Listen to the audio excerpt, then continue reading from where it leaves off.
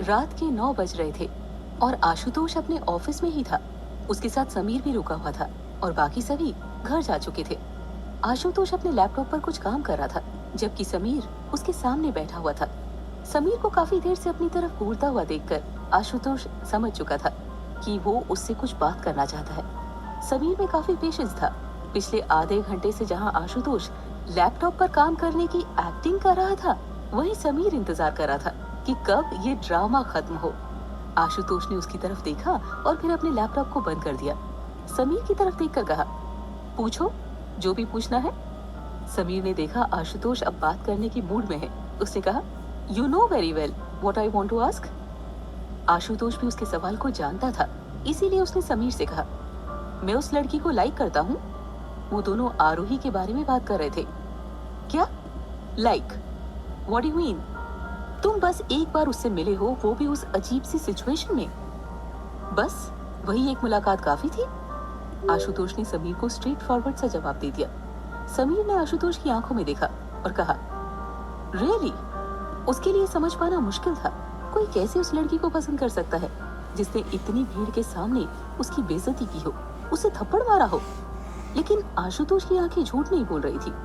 समीर अभी भी श्योर नहीं था, इसीलिए उसने इस बार थोड़ा सीरियसली उससे पूछा, क्या वाकई? आशुतोष ने जवाब में बस अपनी गर्दन हिला दी, जो समीर को विश्वास दिलाने के लिए था कि सच में आशुतोष को आरोही से प्यार हो चुका है, वो भी पहली ही नजर में। समीर कुछ देर यूं ही बैठा रहा और फिर अचानक उसकी जगह से खड़ा होकर बोला, वाह मेरे भाई, ये तो कमाल हो गया। तो आखिरकार जनाब को इश्क की बीमारी लग ही गई। समीर की आवाज में खुशी साफ झलक रही थी। उसे देखकर आशुतोष ने भी एक फॉर्मल सी स्माइल पास कर दी। समीर को इस बात की खुशी तो थी, लेकिन उसके माइंड में बहुत सारे सवाल थे। उसने आशुतोष की तरफ अपने मन में उठ रहे सवालों की बौछार करना शुरू कर दिया। भाई, एक बात समझ नहीं आई, जब वो लड़की क्या नाम बताया था रवि ने? समीर याद करने की कोशिश करता हुआ बोला, आरोही। फिर वो अपनी बात पूरी करता हुआ कहने लगा, जब आरोही तुम्हें एक नजर में पसंद आ गई थी तो मुझे क्यों नहीं बताया? आशुतोष भी उसके सवालों के जवाब के लिए तैयार बैठा था। उसने कहा, क्योंकि मैं पहले पता करना चाहता था कि वो है कौन, इसीलिए मैंने रवि को उसका पता लगाने के लिए कहा था। चलो ये बात तो मान ली, लेकिन तुमने भैया से इस बारे में बात करने से पहले शर्मा जी से बात कर ली? ना ही उस लड़की को कुछ बताया, ना मुझे, ना ही भैया को। अपने रिश्ते की बात कभी कोई खुद करता है क्या?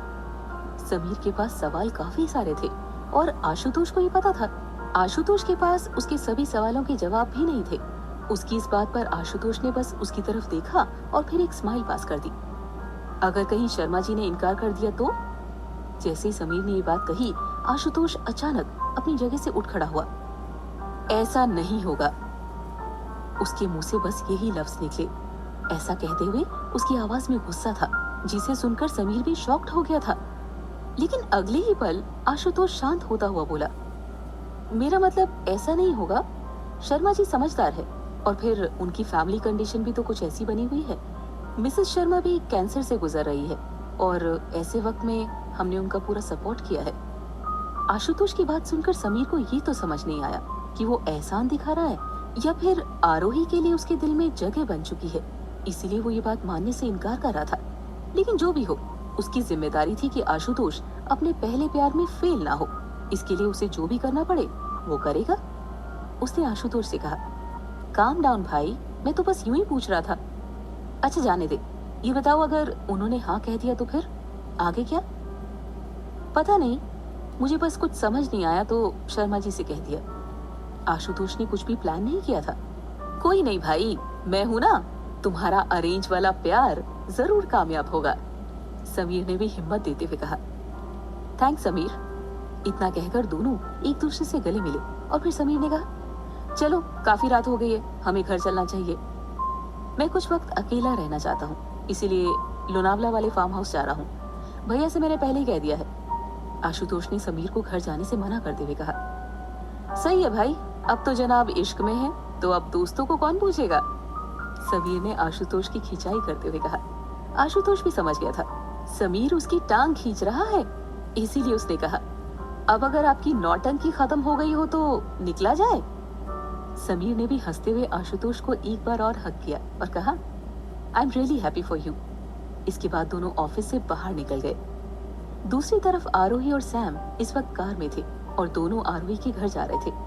काफी सारी ड्रिंक्स लेने के बाद और 2 बार वॉमिट करने के बाद सैम अब पूरी तरह से नॉर्मल हो चुकी थी। हाँ, उसके सर में थोड़ा दर्द जरूर था, लेकिन सैम को उसका इलाज भी पता था। उसके सारे फ्रेंड्स भी अपने घर जा चुके थे और अब वो दोनों ही बाकी थे। Are you okay? आरोही ने सैम की तरफ देखते हुए कहा। सैम कार ड्राइव कर रही थी। सैम ने आरोही की तरफ देखा। सवाल ये है कि आर यू ओके नाउ? आरोही ने अपनी नजर सैम से हटाकर सामने की तरफ की और जवाब में सिर्फ कह दिया। सैम को पार्टी से बाहर लाकर आरोही ने उससे अनुकल्प के बारे में काफी देर बात की थी। देखो आरोही, हम इस बारे में बात कर चुके हैं। मैं बस यही कहना चाहती हूँ कि अनुकल्प बुरा नहीं है और जो भी उसने किया उसके पीछे उसका स्वार्थ था। माना कि वो सब उसके करियर के लिए इम्पोर्टेंट था, लेकिन अगर बात सिर्फ इतनी ही थी, अब वो क्यों दोबारा तुमसे बात करना चाहता है? सैम ने आरोही को गुमसुम देखकर कहा। आरोही के पास सैम की बात का कोई जवाब तो नहीं था, लेकिन वो जानती थी सैम बहुत ही प्रैक्टिकल लड़की है। उसके लिए दोस्ती, रिश्ते और फैमिली हर चीज मायने रखती थी। लेकिन जब बात किसी चीज को लेकर फैसला लेने की हो, तब वो दिल की जगह दिमाग का इस्तेमाल करना ज्यादा पसंद करती थी। उसने जो कुछ भी आरोही से कहा वो सब भी सोच समझ कर कहा था। सैम ने आगे कहा, देखो आरोही, हम सभी अपनी लाइफ में कभी ना कभी गलत फैसले करते हैं और कभी ना कभी उन फैसलों के पीछे पछताते भी हैं। ये नेचुरल है, लेकिन सबसे इम्पोर्टेंट बात ये होती है कि हमारे लिए हुए फैसले से किसी और को कितना हर्ट हो सकता है। अनुकल्प से ब्रेकअप हो जाने के बाद तुम जिस दौर से गुजरी थी वो मुझे अच्छी तरह से याद है और आज उसी दौर से शायद वो भी गुजर रहा होगा। आरोही सैम की कही एक एक बात को ध्यान से सुन रही थी। उसे सैम की कही एक एक बात सही लग रही थी। दोनों ड्राइव करते हुए आरोही के घर पर आ पहुंचे। सैम ने उसके घर के सामने कार रोक दी और आरोही की तरफ देखा। आरोही कार से उतरकर सैम से कहने लगी, अंदर नहीं आओगी? सैम ने आरोही की तरफ हंसते हुए देखा और कहा, इस हालत में? अगर इस हालत में मैं तुम्हारे मॉम डैड के सामने आ गई ना, तो हम दोनों को ही रात कार में गुजारनी पड़ेगी या फिर फुटपाथ पे। इतना कहकर दोनों हंसने लगी। थोड़ी देर इसी तरह हंसने के बाद आरोही ने सैम से कहा, चल ओके बाय। और इतना कहकर वो जाने लगी। आरोही के बाय कहने से सैम को समझ में आ गया वो शायद पूरी तरह से उसे समझा नहीं पाई है। सैम ने भी कार से उतरकर आरोही को पीछे से आवाज दी, आरोही। आरोही ने पीछे मुड़कर देखा, सैम कार से उतर चुकी थी। वो वापस सैम के पास आई और कहा, हाँ? सैम ने आरोही की तरफ देखा और कहा, मैं नहीं जानती कि मैंने अनुकल्प के मामले में तुम्हारी कोई हेल्प की है या नहीं। मैंने बस कोशिश की है। मैं तुमसे इतना कहना चाहूंगी, इस मामले में मैं या कोई भी सिर्फ अपनी राय दे सकता है। फैसला तुम्हारा ही होगा। ध्यान रखना, जो भी फैसला लो उस पर पछताना ना पड़े। सैम की बात सुनकर आरोही के चेहरे पर स्माइल आ गई और ये कोई फेक स्माइल नहीं थी। उसने सैम को एक बार फिर से हक किया और कहा, सैम, तुमने जो हेल्प की है ना, कोई और नहीं कर सकता। मुझे नहीं पता कि मुझे क्या करना चाहिए और ऐसे में मुझे किसके पास जाना चाहिए।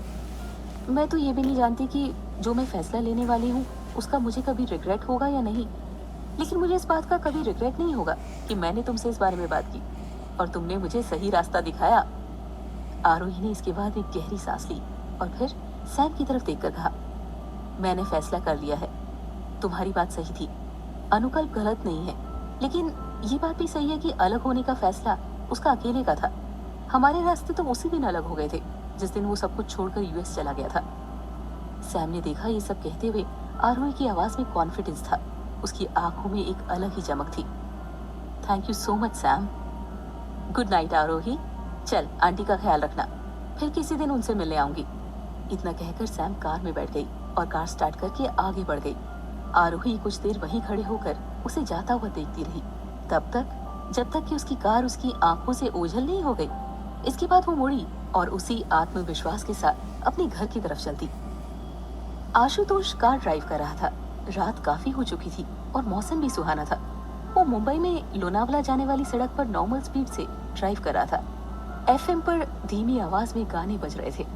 जिंदगी एक सफर है सुहाना, यहाँ कल क्या हो किसने जाना। आशुतोष का ध्यान वैसे गाने की तरफ नहीं था, वो तो बस अपनी धुन में चला जा रहा था। उसके मन में इस वक्त कई ख्याल एक साथ आ रहे थे। समीर ने जो कहा, कहीं वैसा ही हुआ तो? क्या मिस्टर शर्मा इस रिश्ते से इनकार कर सकते हैं?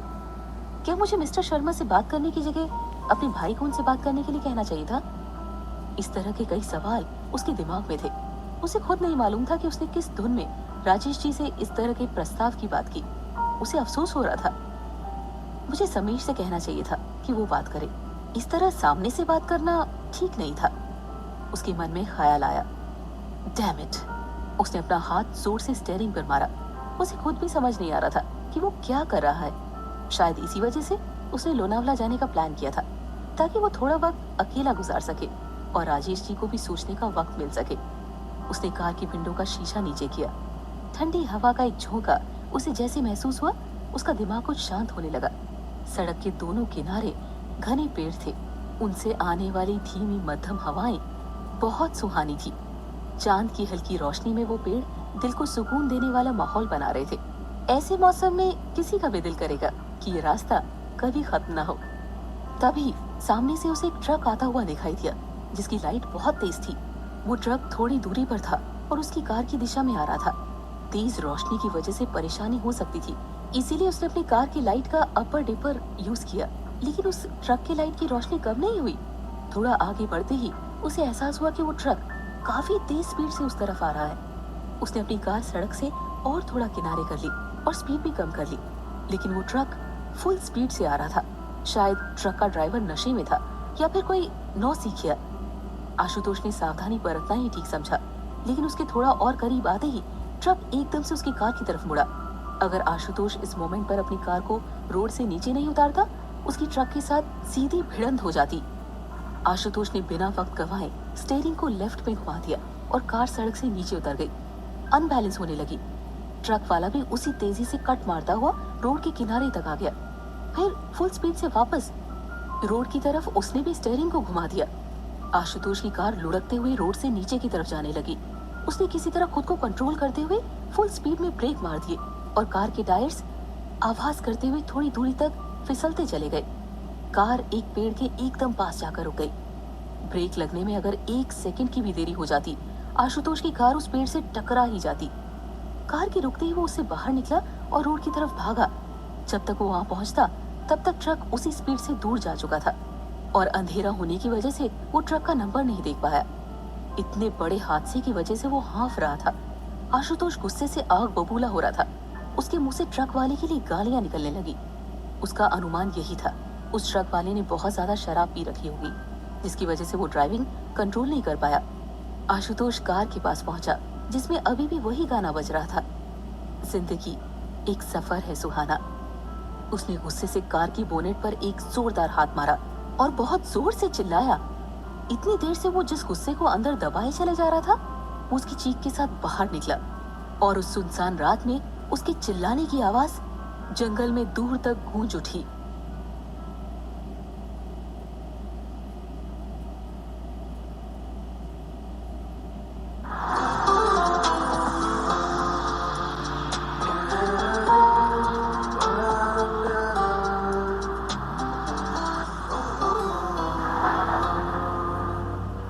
अगली सुबह मित्तल इंडस्ट्रीज के ऑफिस में अभिनव मित्तल जैसे ही अपने ऑफिस पहुंचे तो वहां आशुतोष नहीं था। सभी एम्प्लॉइज ने अभिनव को गुड मॉर्निंग विश किया और वो चलते हुए अपने केबिन में पहुंचे।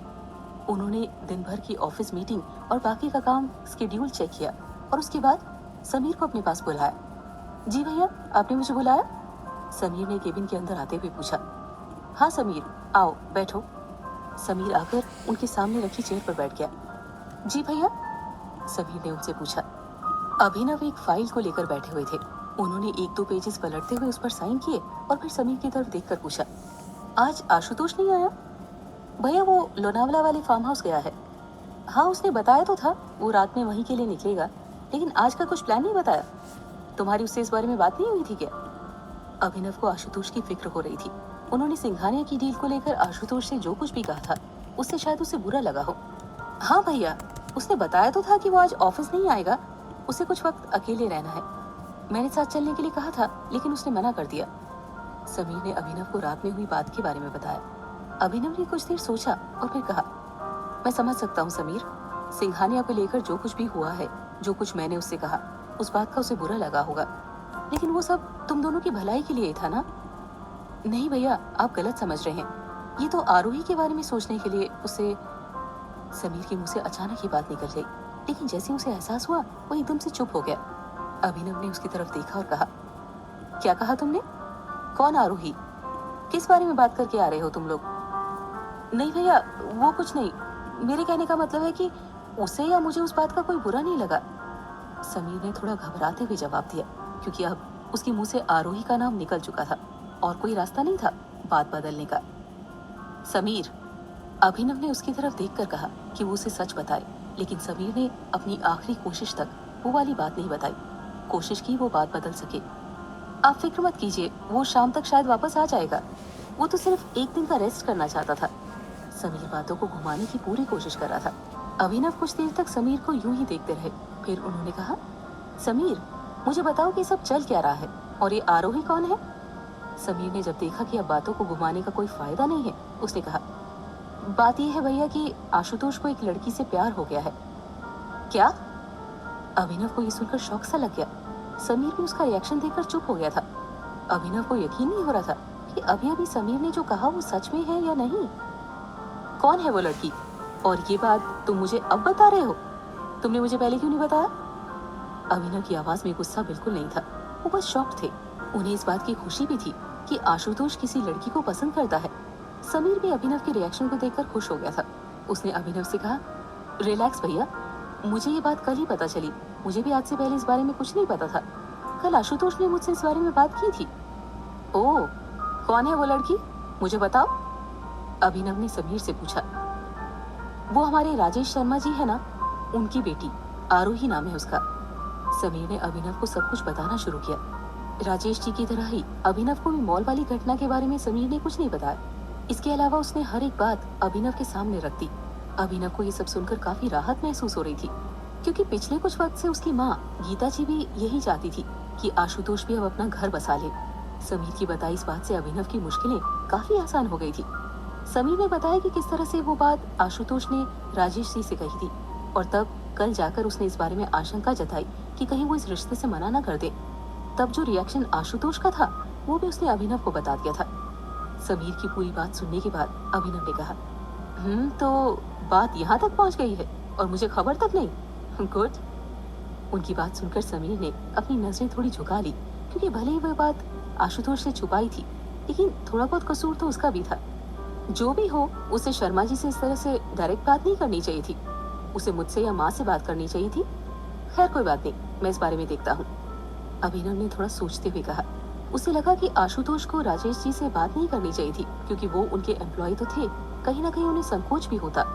और सबसे बड़ी बात तो ये थी कि शादी की बातें अक्सर घर के बड़े बुजुर्ग किया करते हैं। अभिनव की बात सुनकर समीर भी खुश हो गया, क्योंकि अब उसका काम भी आसान हो गया था। बेशक उसके मुंह से ये बात अचानक निकल गई थी। उसका कोई प्लान नहीं था अभिनव को बताने का, लेकिन जो कुछ भी हुआ उससे ये तो तय था कि आशुतोष की प्रॉब्लम काफी हद तक कम हो सकती थी। समीर ने अभिनव से कहा, ठीक है भैया, मैं चलता हूँ फिर। और इतना कहकर वो उठा और जाने के लिए मुड़ गया। तभी अभिनव ने उसे जाते हुए रोका। समीर। जी भैया। आज के बाद मैं उम्मीद करूंगा कि इस तरह की कोई भी बात तुम मुझे सबसे पहले आकर बताओगे, ना कि मेरे पूछने पर हड़बड़ी में। समझ गए? समीर ने अभिनव की तरफ मुस्कुरा कर देखा। जी भैया। और फिर वो केबिन से बाहर निकल गया। अभिनव भी आशुतोष के बारे में सुनकर खुश हो गया था और मुस्कुराते हुए दोबारा अपने काम में लग गया। अनुकल्प और आरोही इस वक्त जूहू बीच पर थे। सामने से आती हुई समंदर की लहरें बहुत दिलकश थी। दोपहर का वक्त था, लेकिन आसमान में घने बादल छाए हुए थे, जिसकी वजह से धूप नहीं थी। आरोही सामने से उठती हुई समंदर की लहरों को देख रही थी और अनुकल्प उससे कुछ दूरी पर खड़ा था। इस तरह बीच के किनारे पर बैठी हुई आरोही बहुत ही खूबसूरत लग रही थी। उसके चेहरे पर एक अलग ही मासूमियत थी। अनुकल्प कुछ देर के लिए उसे देखता रहा था और आरोही सामने फैले विशाल समंदर को। फिर अनुकल्प उसकी तरफ बढ़ा, उसे पीछे से हक करता हुआ बैठ गया। आरोही भी उसकी तरफ झुककर उसकी गोद में अधलेटी सी हो गई थी। क्या सोच रही हो? अनुकल्प ने उससे पूछा। बस यही सोच रही हूँ कि अब क्या होगा आगे। मेरा कॉलेज में दिल कैसे लगेगा तुम्हारे बिना? आरोही ने लगातार गहरे समंदर को देखते हुए अनुकल्प से कहा। अरे तो मैं कौन सा समंदर में डूबने जा रहा हूँ? अनुकल्प ने अचानक उससे कहा। तो आरोही गुस्सा हो गई। उसने पीछे मुड़कर अनुकल्प को गुस्से से देखा। अनुकल्प उसकी सदा पर हंस दिया था और बोला, अच्छा बाबा सॉरी, मजाक था। मैं तो बस ये कहना चाहता था कि मेरा कॉलेज ही तो खत्म हुआ है। मैं कौन सा अभी से कहीं जा रहा हूँ? अभी तो सिर्फ फाइनल एग्जाम हुए हैं, अभी रिजल्ट बाकी है, फिर जॉब इंटरव्यूज, काफी सारी फॉर्मेलिटीज और भी बहुत कुछ है। तब तक तो मैं यही हूँ ना। हाँ, पर उसके बाद क्या? क्या मुंबई में अच्छी जॉब नहीं मिली तो क्या होगा? आरोही मुंह बनाते हुए अनुकल्प से बोली, अरे तब भी तो मैं रहूंगा ना, इंडिया में ही। और वैसे भी मैं तुमसे कभी दूर जा सकता हूँ क्या? अनुकल्प ने प्यार से उसके माथे को चूमते हुए कहा। अनुकल्प आरोही से 1 साल सीनियर था। उसके एग्जाम खत्म हो चुके थे। अब उसे ही मालूम था कि वो आरोही को रोज नहीं देख पाएगा। कैंपस में आई कुछ कंपनीज में उसने इंटरव्यू दिए थे और उसका एकेडमिक्स परफॉर्मेंस भी काफी अच्छे था। तो आगे क्या प्लान किया है? आरोही ने फिर से समंदर की लहरों को देखते हुए कहा। इस सुहाने मौसम में समंदर से उठती हुई लहरें उसे काफी सुकून दे रही थी। कुछ ही दिनों में रिजल्ट्स डिक्लेयर हो जाएंगे। कैंपस के अलावा भी कुछ कंपनीज में इंटरव्यू दिया है, तो बस कुछ टाइम वेट करना है। अगर तुम्हें मुंबई छोड़कर जाना पड़ा तो क्या चले जाओगे? आरोही के सवाल खत्म होने का नाम ही नहीं ले रहा था। अनुकल्प को उसकी मासूमियत से भरे सवालों पर हंसी आ रही थी। उसने कहा, मैं मुंबई छोड़कर जा सकता हूँ, तुम्हें छोड़कर नहीं। और इतना कहकर अनुकल्प ने आरोही को और भी ज्यादा टाइटली हग कर लिया था। अच्छा, अब बस बातें ही करनी है, भूख भी लगी है। मैंने तो सुबह से सिर्फ ब्रेकफास्ट किया है, और वैसे भी तुमने इतना वेट करवाया ना आज मुझे कॉलेज गेट पर। आशुतोष की बात सुनकर आरोही की हंसी निकल गई। असल में उसने खुद ही उसे गेट पर वेट करने के लिए कहा था, ताकि शनाया उसे देख ना ले। लेकिन जब वो बाहर निकलना चाहती थी तो शनाया उसके साथ थी। शनाया को बहाना बनाने में उसे टाइम लग गया। इस वजह से अनुकल्प को काफी देर वेट करना पड़ा था। अरे यार, मैं क्या बताऊं, शनाया को समझाना कितना मुश्किल था। एनीवे, भूख तो मुझे भी लगी है, चलो कुछ खाते हैं। इतना कहकर आरोही भी अपनी जगह से खड़ी हो गई। अनुकल्प ने एक नजर उसके चेहरे की तरफ देखा और फिर वो भी खड़ा हो गया। आरोही आगे चलने लगी, लेकिन अनुकल्प ने उसका हाथ पकड़ लिया। आरोही ने पीछे घूमकर उसकी तरफ देखा। अनुकल्प की आंखों में उसे बस प्यार ही प्यार नजर आ रहा था। उसने अनुकल्प की आंखों में देखकर पूछा, क्या हुआ? ऐसा कहते हुए आरोही की आंखों में शरारत साफ दिख रही थी। अनुकल्प ने उसे इसी तरह खड़े हुए आरोही को अपनी तरफ खींच लिया और वो आकर उसकी बाहों में समा गई। अनुकल्प ने एक नजर उसकी आंखों में देखा और धीरे धीरे अपना चेहरा उसके चेहरे की तरफ आगे बढ़ाने लगा। आरोही की आंखों में नशा सा छाने लगा था। अनुकल्प धीरे से उसके करीब आया, उसे किस करने के लिए आगे बढ़ा और जैसे वो आरोही को किस करने वाला था कि तभी अनुकल्प की आंखें एक झटके से खुल गई। उसके सामने टेबल पर रखा उसका फोन बज रहा था। उसने अचानक अपनी आंखें खोलकर देखा, वो अपने घर पे बैठा था। सामने टंगी दीवार घड़ी में रात के 10 बज रहे थे। अनुकल्प इस वक्त अपने घर पर बैठा था। कुछ देर पहले उसकी आंख लग गई थी। उसने अपना मोबाइल देखा जिस पर उसकी मॉम का कॉल आ रहा था। उसे एहसास हुआ कि आरोही के बारे में सोचते हुए वो काफी देर तक वही चेयर पर बैठे बैठे सो गया था। उसे अपनी इस हालत पर हंसी आ रही थी। कुछ दिनों से वो आरोही को बहुत ज्यादा मिस कर रहा था और अपनी इस खाली वक्त में वो बस उसी के बारे में सोचता रहता था। उसने देखा उसके मोबाइल पर रिंग पूरी हो चुकी है। उसकी मॉम का कॉल मिस्ड शो होने लगा था। वो मुस्कुराते हुए उठा और उसके लिए कॉफी बनाने लगा और कॉफी बनाते हुए उसने अपनी मॉम को रिटर्न कॉल किया। हे मॉम, कॉल पिक करते हुए उसने कहा। कुछ नहीं, बस थोड़ा काम कर रहा था। वो कॉल पर अपनी मॉम से बात करते हुए साथ ही साथ अपने लिए कॉफी भी बना रहा था। हाँ मॉम, मैंने खा लिया है। अनुकल्प की मॉम उससे हर टिपिकल इंडियन मॉम की तरह सवाल पूछ रही थी और वो उनके हर सवाल का जवाब दे रहा था। वो बस कुछ देर यूं ही कॉल पर बात करता रहा। उसके जवाब ज्यादातर एक लाइन के थे, लेकिन उससे बात करने से यही लग रहा था कि उसकी मॉम के सवाल एक लाइन के नहीं रहे होंगे। अच्छा मॉम, अब मैं कॉल रख रहा हूँ, मुझे कुछ काम है, अनुकल्प ने काफी देर बात करने के बाद कहा। तब तक उसकी कॉफी भी रेडी हो चुकी थी। हाँ मॉम, मैं अपना ख्याल रखूंगा, टाइम पे खाना खाया करूंगा और देर रात तक काम नहीं करूंगा। ओके, आप और डैड भी अपना ध्यान रखना और मैं टाइमली कॉल भी करूंगा। अनुकल्प को जैसे मालूम ही था उसकी मॉम उससे क्या कहने वाली है। उसे उनके जवाब क्या देने हैं ये भी पता था, इसीलिए उसने एक ही सांस में सारी बातें कह दी। ओके, अब बाय मॉम, लव यू। इतना कहकर उसने कॉल रख दिया। गुड नाइट कहने की उसे जरूरत नहीं थी क्योंकि इंडिया में इस वक्त दिन का टाइम था और अनुकल्प का अभी सोने का कोई इरादा नहीं था। उसे तो बस आरोही की यादों में खो जाना अच्छा लगता था। वो अपनी कॉफी लेकर दोबारा उसी जगह पर बैठ गया। उसके हाथ में मोबाइल भी था। अनुकल्प ने आरोही का नंबर निकाला और डायल करने ही वाला था कि अचानक वो रुक गया। वो सोचने लगा कि आरोही ने उसे ठीक से कोई जवाब नहीं दिया था। वो इस वक्त क्या सोच रही होगी। अनुकल्प 2 पल के लिए इसी तरह से रुका रहा। फिर उसने कॉल करने की जगह उसे मैसेज करना सही समझा। उसने सोचा कि हो सकता है उसका कॉल जाने से आरोही अनकंफर्टेबल हो जाए। उसने व्हाट्सएप ओपन किया और आरोही को एक मैसेज किया, लेकिन उसका मैसेज नहीं गया। वो सिर्फ सिंगल टेक्स्ट शो कर रहा था।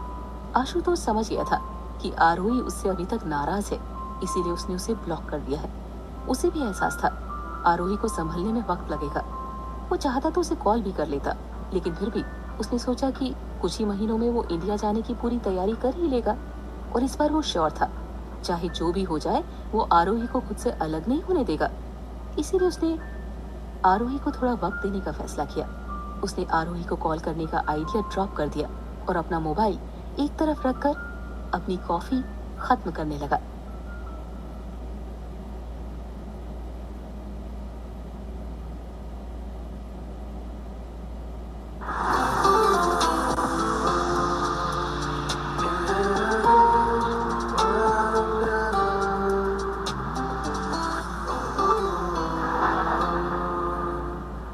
आशुतोष अपने लोनावला वाले फार्म हाउस में था। उसका फार्म हाउस एक छोटी सी पहाड़ी पर बना हुआ था और कई एकड़ में फैला हुआ था। चारों तरफ हरी घास, बड़े बड़े पेड़ थे।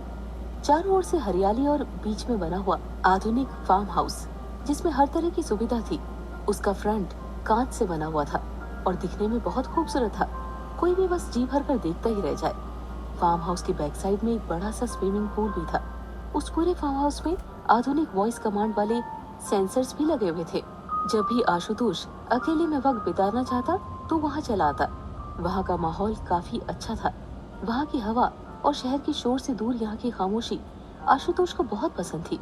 या यूँ कहा जाए कि यहाँ का माहौल भी उतना ही शांत था जितना कि आशुतोष, और शायद इसीलिए वो यहाँ आना पसंद भी करता था। आज की सुबह वो देरी से सोकर उठा क्योंकि पिछली रात वो ठीक से सो नहीं पाया था। रात को तो वो नशे में बहकता ट्रक ड्राइवर और फिर सिंघानिया की डील का सोच सोचकर आशुतोष ठीक से सो नहीं पा रहा था। उसने उठते ही अपने लिए कॉफी मंगवाई जो कि केयरटेकर लेकर आया था। आशुतोष ने यहाँ काम करने वालों की सभी की छुट्टी कर दी थी, सिर्फ एक केयरटेकर को छोड़कर, ताकि उसे किसी चीज की जरूरत हो तो कोई प्रॉब्लम ना हो।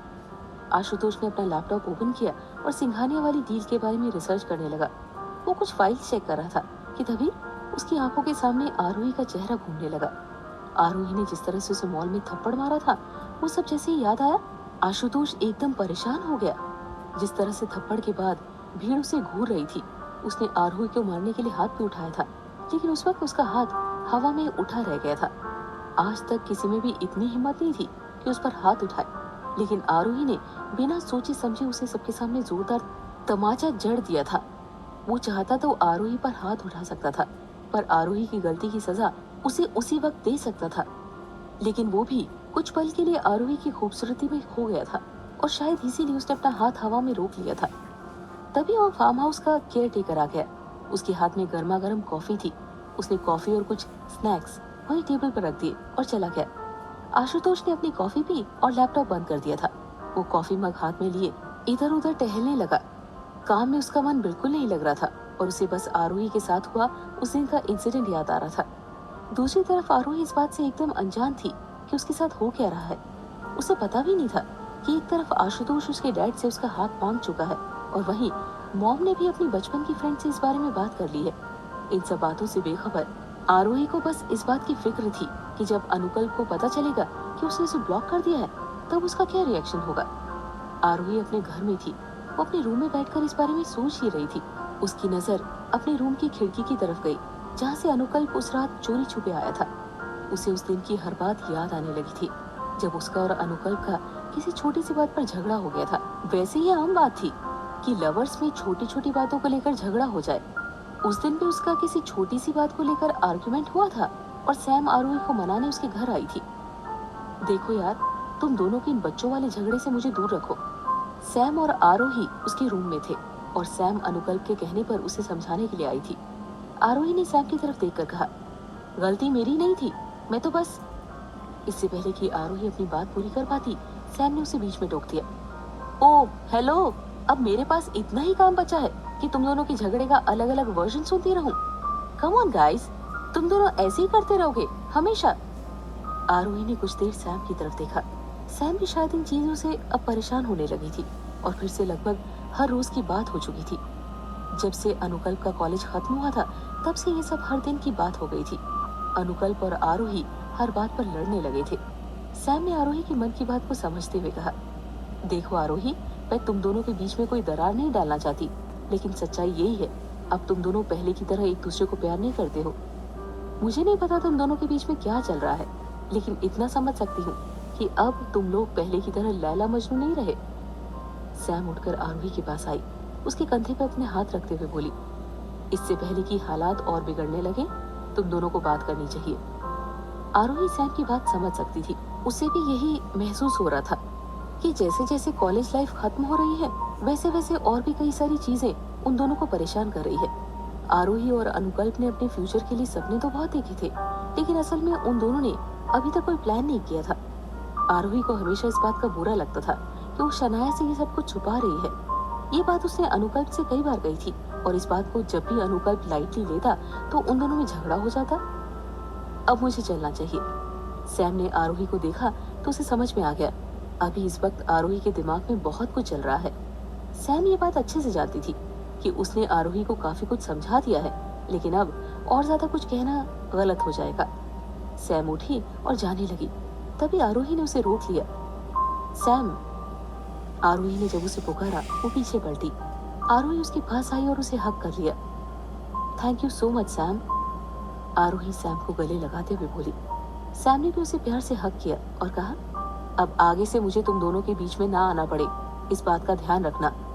दोनों एक दूसरे को हक किए हुए बस यूं ही खड़े रहे और फिर सैम ने उसे अलग करते हुए कहा, ओके, अब मुझे चलना चाहिए, बाय। इतना कहकर सैम चले गई। सैम के जाने के बाद आरोही ने सोचा कि उसकी बातें सही थी। आजकल वो और अनुकल्प बातें कम और लड़ाई ज्यादा करते हैं। आरोही ने सोचा कि उसे अनुकल्प से माफी मांगनी चाहिए। ये सोचकर उसने अपना मोबाइल फोन उठाया, लेकिन तभी वो सोचने लगी, मैं क्यों मांगू माफी? आखिर गलती तो उसकी है, माफी उसे मांगनी चाहिए। इतना सोचकर आरोही ने अपना मोबाइल वापस रख दिया। लेकिन क्या फर्क पड़ता है, अगर गलती उसकी भी है तो क्यों ना मैं ही उससे माफी मांग लूं? नहीं, मैं ही क्यों, आखिर उसे भी तो खुद की गलती का एहसास होना चाहिए। आरोही के मन में दोनों तरह की बातें चल रही थी। वो कभी सोचती कि उसे कॉल करके सॉरी कहना चाहिए और अगले पल उसे लगने लगता कि ये काम वो क्यों करे, अनुकल्प को करना चाहिए। तभी आरोही की मॉम ने उसे आवाज दी, आरोही बेटा, डिनर रेडी है, आ जाओ जल्दी। आरोही ने अपनी मॉम की आवाज सुनकर कहा, हाँ मॉम, बस आई अभी। इतना कहकर उसने सोचा कि अब जो भी है कल मॉर्निंग में देखेंगे, हो सकता है इस बीच अनुकल्प का कॉल ही आ जाए। इतना सोचकर वो उठी और डिनर करने जाने लगी। उसने अपना मोबाइल साइलेंट पर रखा था और चार्जिंग पे लगा दिया था और उठकर डिनर करने चली गई। आरोही को याद आया कि उस दिन वो तीनों कितने खुश थे। ना ही आरोही को और ना ही उसके डैड को ये पता था कि आने वाले दिनों में मिसेस शर्मा के साथ इतनी बड़ी बीमारी आ जाएगी। जब तक ये एहसास नहीं था तब तक वो कितने खुश थे। डिनर टेबल लग चुका था। राजेश जी अपनी वाइफ के साथ बैठे थे।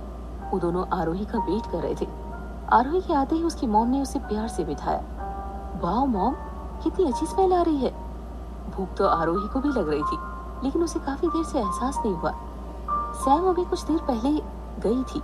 उसके जाने के बाद आरोही अनुकल्प के बारे में सोच रही थी। इसी वजह से उसे एहसास भी नहीं हुआ कि डिनर का टाइम हो चुका है और उसे काफी देर से भूख भी लग रही थी। उन दोनों ने बड़े प्यार से साथ में बैठकर अपना डिनर किया। डिनर के बाद कुछ देर वो तीनों बैठे और बातें करते रहे। आरोही ने अपनी मॉम की हेल्प भी की और फिर काफी रात हो जाने के बाद तीनों सोने के लिए चले जाते हैं। आरोही जैसे अपने रूम में पहुंची, उसके रूम का लाइट ऑफ था। आरोही को थोड़ा अजीब लगा क्योंकि उसने बाहर जाते वक्त रूम का लाइट ऑफ नहीं, ऑन ही रखा था। लेकिन फिर उसने सोचा शायद वो भूल गई होगी। उसने अपने मोबाइल की स्क्रीन लाइट में स्विच को ढूंढा। जैसे लाइट ऑन किया कि तभी किसी ने पीछे से उस पर तेज झपट्टा मारा। अपनी एक हाथ से आरोही का मुंह जोर से दबा दिया ताकि वो चीख ना सके।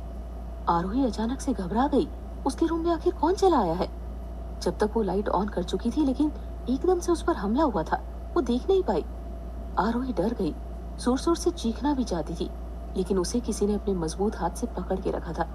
दूसरे हाथ से उसका मुंह बंद कर रखा था। आरोही के गले से कुछ आवाजें निकल रही थी, लेकिन वो चीखने के लिए और लोगों को जमा करने के लिए नाकाफी थी। तभी उस इंसान ने, जिसने कि उसे पकड़ के रखा था, आरोही का चेहरा धीरे धीरे शीशे की तरफ घुमाया। आरोही ने जब आईने में देखा तो उसके पीछे अनुकल्प ही था, जिसने उसे इतनी मजबूती से पकड़ के रखा था। अनुकल्प को देखकर आरोही की जान में जान आई। अब उसकी घबराहट थोड़ी कम हो गई थी। अनुकल्प ने आईने में ही उसके चेहरे के एक्सप्रेशन देखे और जब उसे विश्वास हो गया कि आरोही अब चीखेगी नहीं, तो उसने अपनी पकड़ ढीली करनी शुरू कर दी। अनुकल्प ने धीरे से अपना हाथ ढीला कर दिया, जिससे उसने आरोही का मुंह बंद किया था। वो लगातार आरोही को आईने में देख रहा था और आरोही वो भी उसे देख रही थी। इसके बाद आरोही धीरे से पलटी और दोनों की नजरें आपस में मिली। तुम यहाँ कैसे? इतनी रात को? और मेरे रूम में कैसे आए? तुमने तो मेरी जान ही निकाल दी थी। अगर मैं चिल्ला देती तो क्या होता? आरोही एकदम घबराई हुई थी, जल्दी जल्दी बोलने लगी। उसे इस तरह देखकर अनुकल्प को हंसी आ गई थी। उसने अपनी एक उंगली आरोही के होठों पर रख दी और उसे चुप रहने को कहा। उसे बड़े आराम से देख रहा था। अनुकल्प की तरफ से चुप होने का इशारा पाते ही आरोही चुप हो गई थी और उसे देखने लगी। कब से तुम्हें कॉल कर रहा था? तुमने कॉल क्यों नहीं उठाया? मुझे लगा नाराज हो। मैं काफी देर से तुम्हारी खिड़की के बाहर खड़ा था, फिर मैंने देखा कि खिड़की खुली है तो अंदर आ गया। अनुकल्प ने आरोही की तरफ देखते हुए कहा। उन दोनों की नजरें अभी भी आपस में मिली हुई थी और दोनों में से कोई भी अपनी पलकें नहीं झपक रहा था। आरोही ने थोड़ी देर बस यूं ही देखा, लेकिन फिर अगली पल वो फिर से बनावटी गुस्सा दिखाने लगी। खिड़की खुली थी तो क्या किसी के घर में भी घुस जाओगे? आरोही का गुस्सा और आवाज का लहजा दोनों ही बनावटी थे। अच्छा, तो मैडम अभी तक नाराज हैं? अनुकल्प भी उसे मनाने की कोशिश में लग गया। हालांकि वो जानता था कि इसमें ज्यादा वक्त नहीं लगेगा, लेकिन फिर भी उसे सब कुछ अच्छा लग रहा था। उसने आरोही की तरफ देखा और कहा, कहीं ऐसा तो नहीं कि खिड़की किसी और के लिए खुली छोड़ी हो तुमने और गलती से मैं अंदर आ गया? तुमसे मतलब? तुम्हें क्या फर्क पड़ता है?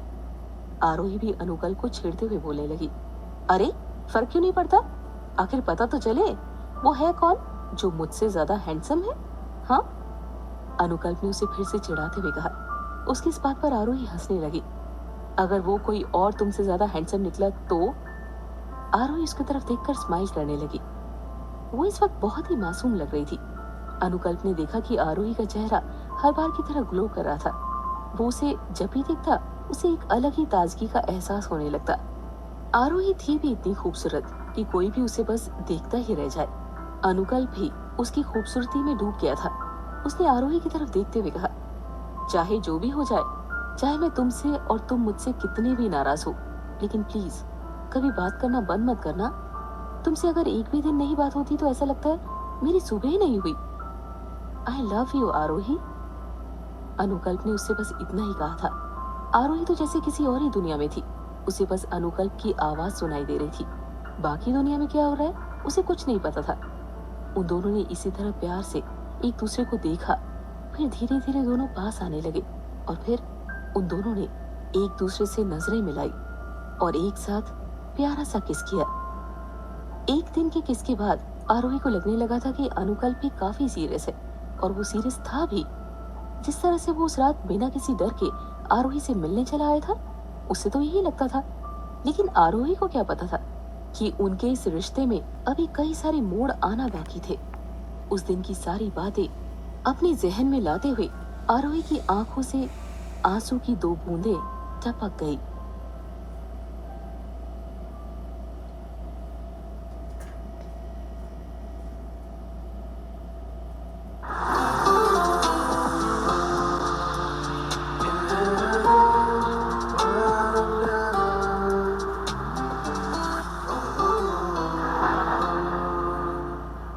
दोपहर के करीब 3 बजे मित्तल हाउस के सामने एक ग्रे ऑडी कार आकर रुकी। ये अभिनव मित्तल की कार थी। अभिनव आज ऑफिस से अपना काम जल्दी खत्म करके दोपहर में घर आ गए थे। आशुतोष लोनावला गया हुआ था, इसीलिए समीर ऑफिस के काम संभाल रहा था। अभिनव कार से उतरकर तेज कदमों से घर के अंदर पहुंचे। मित्तल हाउस के बड़े से लग्जूरियस ड्राइंग हॉल में पहुंचकर उन्होंने नौकर को आवाज लगाई। Yes sir. नौकर ने आते ही थोड़ा झुककर अभिनव को विश किया। माँ कहाँ है? अभिनव ने नौकर से कहा। वो काफी एक्साइटेड लग रहा था। तभी गीता जी अपने रूम से बाहर आते हुए बोली, मैं यहीं हूँ बेटा, आज जल्दी आ गए? तबीयत तो ठीक है? गीता जी ने अभिनव को दोपहर में अचानक देखा। उन्हें फिक्र होने लगी थी वो चलते हुए अभिनव के पास आई। अभिनव ने खड़े होकर उनके दोनों हाथों को पकड़ा, उन्हें सोफे पर बिठाते हुए कहा, तबीयत बिल्कुल सही है और आपके लिए एक गुड न्यूज है। उसे सुनाने के लिए मैं जल्दी आ गया हूँ। कैसी गुड न्यूज? गीता जी ने अभिनव के चेहरे पर एक अलग ही खुशी देखी थी, जिसे देखकर उन्हें काफी सुकून मिल रहा था। अभिनव एक्साइटेड होकर बोला, आशुतोष ने एक लड़की को पसंद किया है माँ। गीता जी ने जैसे ही सुना, पहले तो उन्हें यकीन नहीं हुआ कि आशुतोष किसी लड़की को पसंद कर भी सकता है। वो तो अपने काम में इतना खो जाता है कि किसी लड़की से दोस्ती करने का उसे वक्त ही नहीं मिलता। वैसे भी आशुतोष ज्यादातर शांत ही रहता है और उसे किसी ने पहले लड़की के साथ देखा भी नहीं है। क्या ये सच है? कौन है वो? क्या तुमने उसे देखा है? क्या तुमने उन दोनों को साथ देखा है? गीता जी भी ये बात सुनकर काफी खुश हो गई थी। खुशी के मारे उन्होंने ढेर सारे सवाल अभिनव की तरफ दाग दिए थे। अभिनव ने मुस्कुराते हुए उन्हें शांत कराया, आरवी के बारे में सब कुछ इत्मीनान से बताया। अभिनव की पूरी बात सुनने के बाद गीता जी ने कहा, तो क्या मिस्टर शर्मा से आशुतोष ने खुद बात कर ली? अपनी खुद की शादी की? वो हमें भी तो बता सकता था, हम उनसे जाके बात कर लेते। आशुतोष ने ऐसा क्यों किया? गीता जी थोड़ा परेशान सी नजर आ रही थी। आशुतोष का इस तरह खुद की शादी के लिए मिस्टर शर्मा से बात करना गलत भी था। ऐसी बातें बड़े बुजुर्ग आपस में बैठकर तय किया करते हैं। अभिनव ने गीता जी की परेशानी को देखते हुए कहा, वो इसीलिए माँ, क्योंकि उसे शायद लगा होगा कि हमारे एम्प्लॉय की बेटी है, या शायद उसे लगा होगा कि वो लोग मिडिल क्लास से हैं। तो आप और मैं क्या कहेंगे? कुछ भी हो सकता है माँ, लेकिन सबसे अच्छी बात तो ये है ना, अब हमें पता है। अभिनव की बातें हमेशा की तरह काफी सुलझी हुई लग रही थी। वो जानते थे आशुतोष का इस तरह खुद सामने आकर बात करना गलत था, लेकिन वो चाहते थे कि अब इस गलती को सुधारा जाए। गीता जी ने अभिनव की तरफ देखा और कहा, बात तो ठीक है, तो अब हमें जाकर उनसे बात करनी चाहिए। हाँ माँ, मैं भी यही सोच रहा हूँ। संडे हम शर्मा जी के घर जाएंगे, आप वहाँ आरोही को देख लेना, अगर आपको पसंद है तो। मुझे बस इसी बात की खुशी है कि वो लड़की आशुतोष को पसंद है। गीता जी ने अभिनव की बात पूरी होने से पहले कहा। वो जानती थी आशुतोष भी उनकी मर्जी के बिना शादी नहीं करेगा, लेकिन उन्हें आशुतोष की पसंद पर पूरा भरोसा था। हम इस संडे को उनके घर जरूर जाएंगे। मैं भी तो देखूं आखिर वो कौन है जिसने हमारे आशुतोष पर जादू कर दिया है। इतना कहकर वो मुस्कुराने लगी, मगर अचानक गीता जी को जैसे कुछ याद आ गया। क्या हुआ माँ? अभिनव ने उन्हें फिर से परेशान देखा। माया को कहीं बुरा तो नहीं लगेगा ना? संजना के बारे में गीता जी की परेशानी का कारण माया से किया हुआ कमिटमेंट था, जो वो संजना और आशुतोष की शादी करवाएंगी। अभिनव ने उनकी तरफ देखा और कहा, नहीं, उसे बिल्कुल बुरा नहीं लगेगा। आपको याद है ना, हमने कहा था कि वो संजना को यहाँ गेस्ट की तरह बुला सकती है। लेकिन संजना और आशुतोष की शादी की बात तभी होगी जब वो दोनों एक दूसरे को पसंद कर लेंगे। अगर ऐसा नहीं है तो फिर वो एक गेस्ट की तरह ही रहेगी। अभिनव की बात सही भी थी, क्योंकि ये बात तो पहले ही कह चुके थे। उन्होंने अपनी माँ के हाथों को अपने हाथ में लिया और कहा, आप इस बात की फिक्र मत कीजिएगा, वो इस बात को समझ सकती है, क्योंकि ये फैसला खुद आशुतोष का है, हम उसे फोर्स नहीं करने वाले। वैसे माया है कहाँ? वो एयरपोर्ट गई है संजना को रिसीव करने। गीता जी ने अभिनव की तरफ देखा और कहा। गीता जी की बात सुनकर अभिनव ने कुछ नहीं कहा। उन्हें भी इस बारे में कोई आइडिया नहीं था कि संजना आज ही आने वाली थी। सिचुएशन अब अजीब होने लगी थी, क्योंकि संजना यूएस से यहाँ सिर्फ आशुतोष के लिए आ रही थी और आशुतोष किसी और को पसंद करने लगा था। जो भी हो, इन सब चीजों को उसे फेस करना ही था। अभिनव ने एक गहरी सांस ली और उठकर अपनी रूम की तरफ चला गया। माया इस समय मुंबई एयरपोर्ट पर थी। वो संजना को पिक करने आई थी। उसकी फ्लाइट कुछ देर पहले ही लैंड हुई थी। थोड़ी देर वेट करने के बाद माया ने देखा कि संजना सामने से आ रही है। उसके पास एक लगेज ट्रॉली थी जिसमें उसका सामान था। संजना ने जब माया को दूर से देखा, वो काफी खुश हो गई थी और काफी तेज चल के उसके पास पहुंच गई। संजना ने आते ही सबसे पहले माया को हक किया। हाय दी, आप तो एकदम फिट लग रही हैं। संजना ने इस वक्त भी काफी मॉडर्न ड्रेस पहनी थी, जिसे देखकर माया ने सोचा उसे टोका जाए, लेकिन फिर वो रुक गई। संजना बचपन से विदेश में रही थी, इसीलिए उसका मॉडर्न ड्रेस पहनना उसकी हैबिट में था। लेकिन अब जबकि उसे यहाँ माया ने इसीलिए बुलाया था ताकि वो आशुतोष से शादी कर सके, तो ये जरूरी था कि वो कुछ इंडियन ड्रेसेस भी अपने साथ लेकर आए। माया ने अभी के लिए उसे कुछ नहीं कहा और प्यार से हक किया। तब तक पास खड़े ड्राइवर ने संजना का सामान उठा लिया और गाड़ी में रखने के लिए लेकर जाने लगा। काफी लंबा सफर रहा।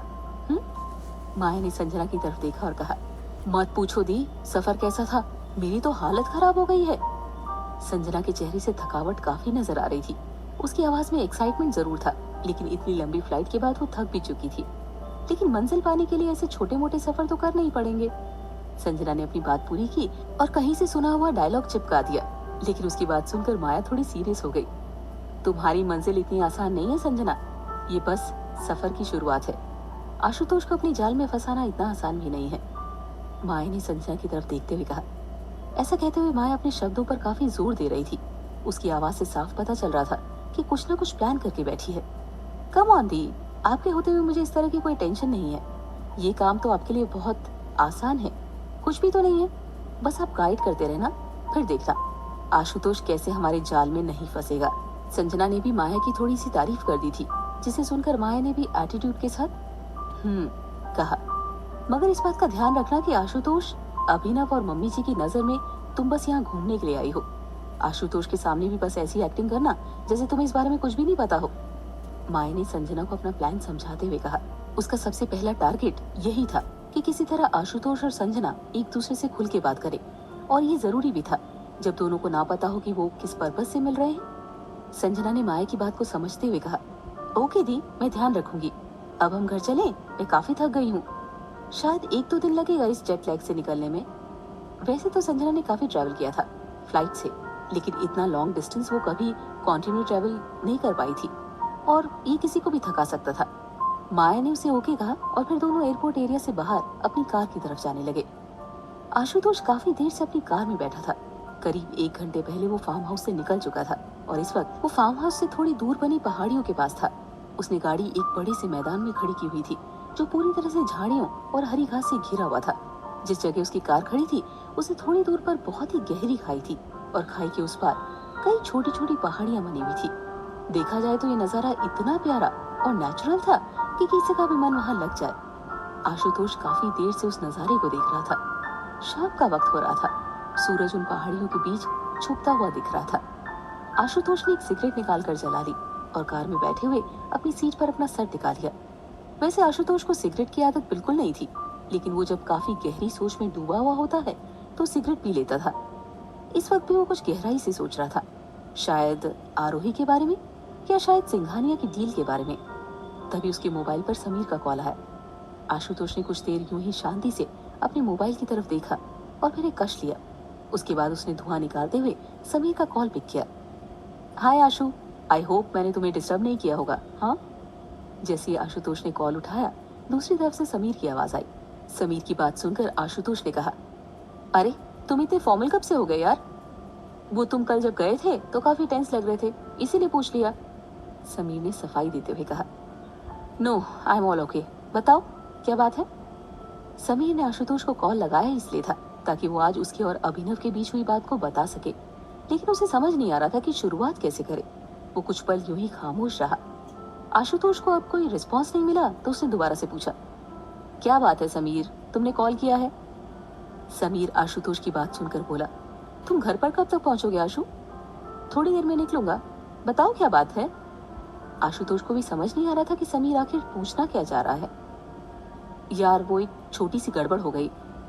समीर आखिरकार मुद्दे की बात पर आता हुआ बोला। कैसी गड़बड़? आशुतोष को कोई अंदाजा नहीं था समीर किस बारे में बात करने वाला है। समीर ने आशुतोष के सवाल पर एक गहरी सांस ली और कहा, वो आज भैया के सामने गलती से मैंने आरोही का जिक्र कर दिया था, फिर मुझे भैया को पूरी बात बतानी पड़ी। समीर की बात सुनकर आशुतोष खामोश रहा। उसने अपनी सिगरेट का एक और कश लिया और फिर समीर से पूछा, क्या बताया तुमने भैया को उस बारे में? भैया के सामने मुझसे गलती से आरोही का जिक्र निकल गया था। इसके बाद जब भैया ने मुझसे पूछा तो मैंने बता दिया कि वो शर्मा जी की बेटी है और तुम उसे पसंद करते हो। समीर ने आशुतोष को डिटेल में बताना शुरू किया। उसके और अभिनव के बीच जो भी बातें हुई उसने वो सब आशुतोष को बताई। आशुतोष बस उसकी बात चुपचाप सुनता रहा। और जब भैया ने पूछा तब मैंने उनको बता दिया कि आरोही को तुमने ऑफिस फंक्शन में देखा था। समीर ने पूरी बात करते हुए कहा। आशुतोष ने उसकी बात पूरी हो जाने के बाद कहा,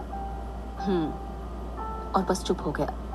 सॉरी यार, वो बस अचानक से हो गया, मुझे समझ नहीं आया क्या कहूँ, और इसीलिए मैंने सब कुछ बता दिया भैया को। समीर को लग रहा था कि उसने बहुत बड़ी गलती कर दी। आशुतोष ने उसकी बात सुनकर कहा, नो इट्स ओके, ये बात भैया को कभी ना कभी तो पता चलनी ही थी, और वैसे भी मिस्टर शर्मा से मुझे खुद बात नहीं करनी चाहिए थी। आर यू श्योर कि जो हुआ वो गलत नहीं हुआ? समीर ने एक बार और श्योर होने के लिए आशुतोष से पूछ लिया था। असल में वो जानना चाहता था कि उससे कोई गलती तो नहीं हो गई। आशुतोष ने फिर से बड़ी शांति से कहा, नो इट्स फाइन। और इतना कहकर वो कुछ पल की खामोशी के बाद दोबारा बोला, चलो ठीक है, शाम हो रही है, मैं अब घर के लिए निकलता हूँ। इतना कहकर आशुतोष ने बिना जवाब का वेट किए कॉल रख दिया। मोबाइल वापस एक तरफ रख देने के बाद आशुतोष ने गहरी सांस ली और आधी बची सिगरेट को फेंक दिया। कुछ देर वो यूं ही शाम के खूबसूरत नजारे को देखता रहा। सूरज भी अब हल्का हल्का लाल होने लगा था और पहाड़ियों के बीच से उसकी रोशनी बहुत खूबसूरत लग रही थी। वो कुछ देर ऐसे ही शांत बैठा रहा और समीर से हुई बात के बारे में सोचता रहा। एक बात तो तय थी कि समीर ने उसके और आरोही की मुलाकात के बारे में ठीक से हैंडल कर लिया था।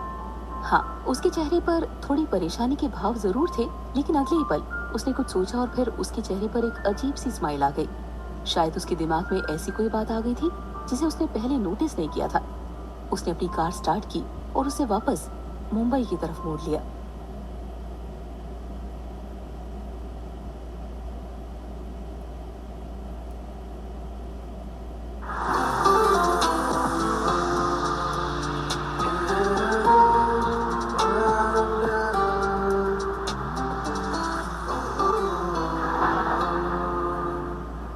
आरोही और शनाया पिछले आधे घंटे से आज बड़ी चहक रही है।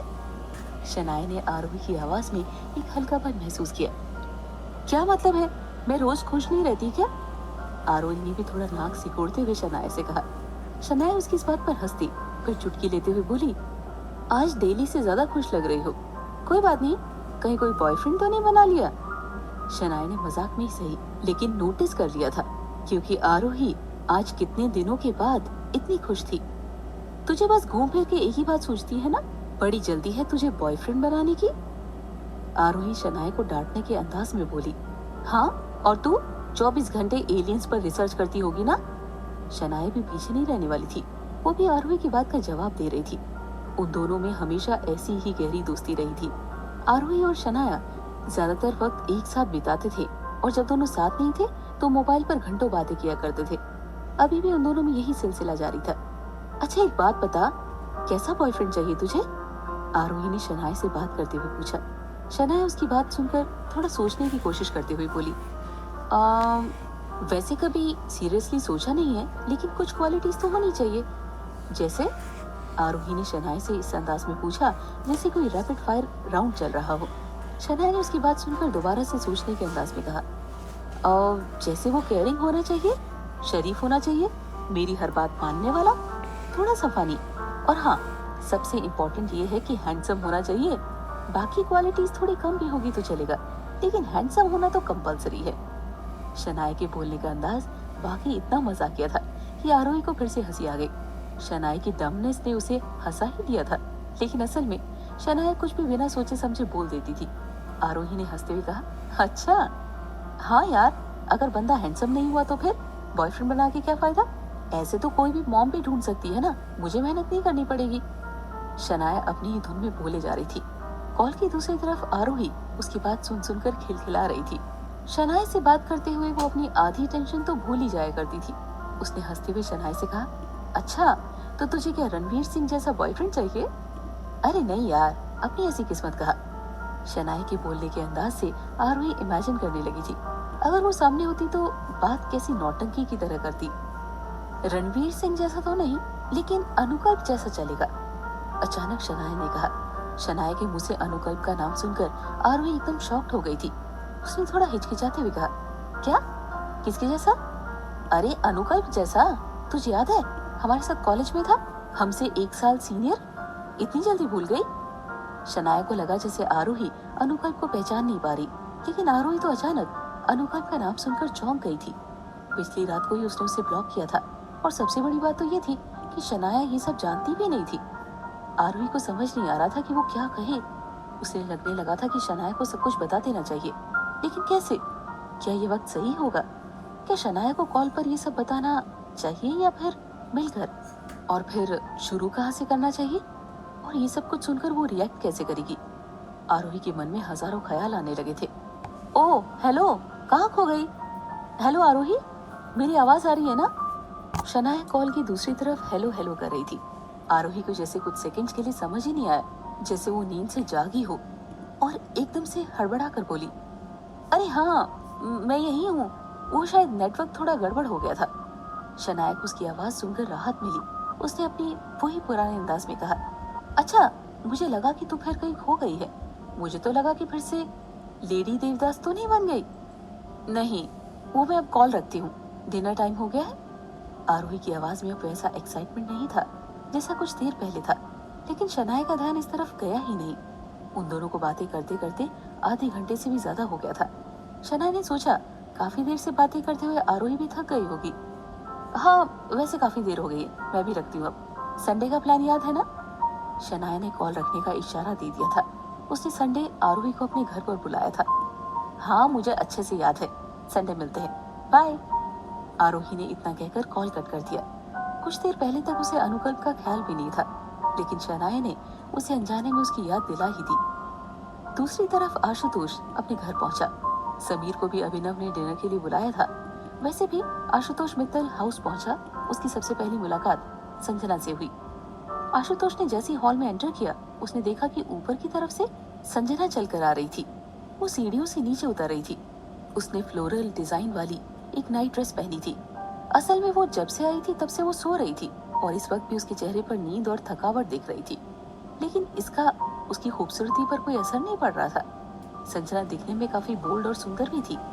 वो सीढ़ियों से उतरकर सीधे नीचे आई जहां आशुतोष पहुंच चुका था। उसने आशुतोष की तरफ देखा, उसे पहचान लिया क्योंकि उसने आशुतोष की फोटो पहले से देख के रखी थी। हाय आशुतोष। संजना ने जैसे ही आशुतोष को देखा, उसने इस तरह से हाय कहा जैसे वो उसे पहले से जानती हो। आशुतोष ने संजना की तरफ देखा लेकिन पहचाना नहीं। दिखने में वो बहुत खूबसूरत थी और बोल्ड भी, लेकिन सबसे खास बात ये थी कि संजना हमेशा अपने बालों को नए नए स्टाइल में बांधती थी, जिससे वो काफी क्यूट दिखती थी। इस वक्त उसने अपने बालों में पोनीटेल बना के रखा था, जो उसके लुक को अट्रैक्टिव बना रहा था। आशुतोष ने भी संजना को हाय कहा और फिर थोड़ा रुकते हुए बोला, सॉरी, मैंने आपको पहचाना नहीं क्योंकि अनफॉर्चुनेटली हम पहले कभी नहीं मिले हैं। हाय, आई एम संजना, माया दी की कजन।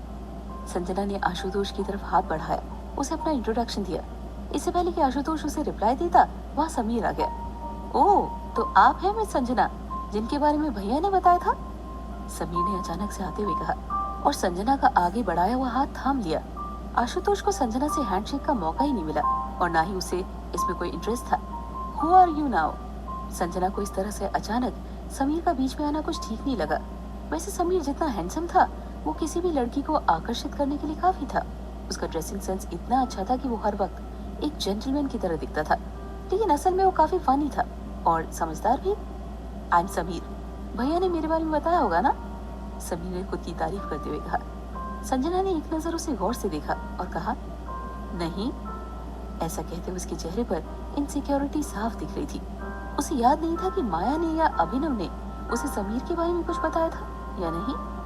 वैसे भी एयरपोर्ट से लेकर घर तक माया ने उसे आशुतोष और उसके इर्द गिर्द रहने वाले सभी लोगों के बारे में शॉर्ट में बताया था, ताकि संजना को अपने मकसद में जल्दी ही जीत हासिल हो।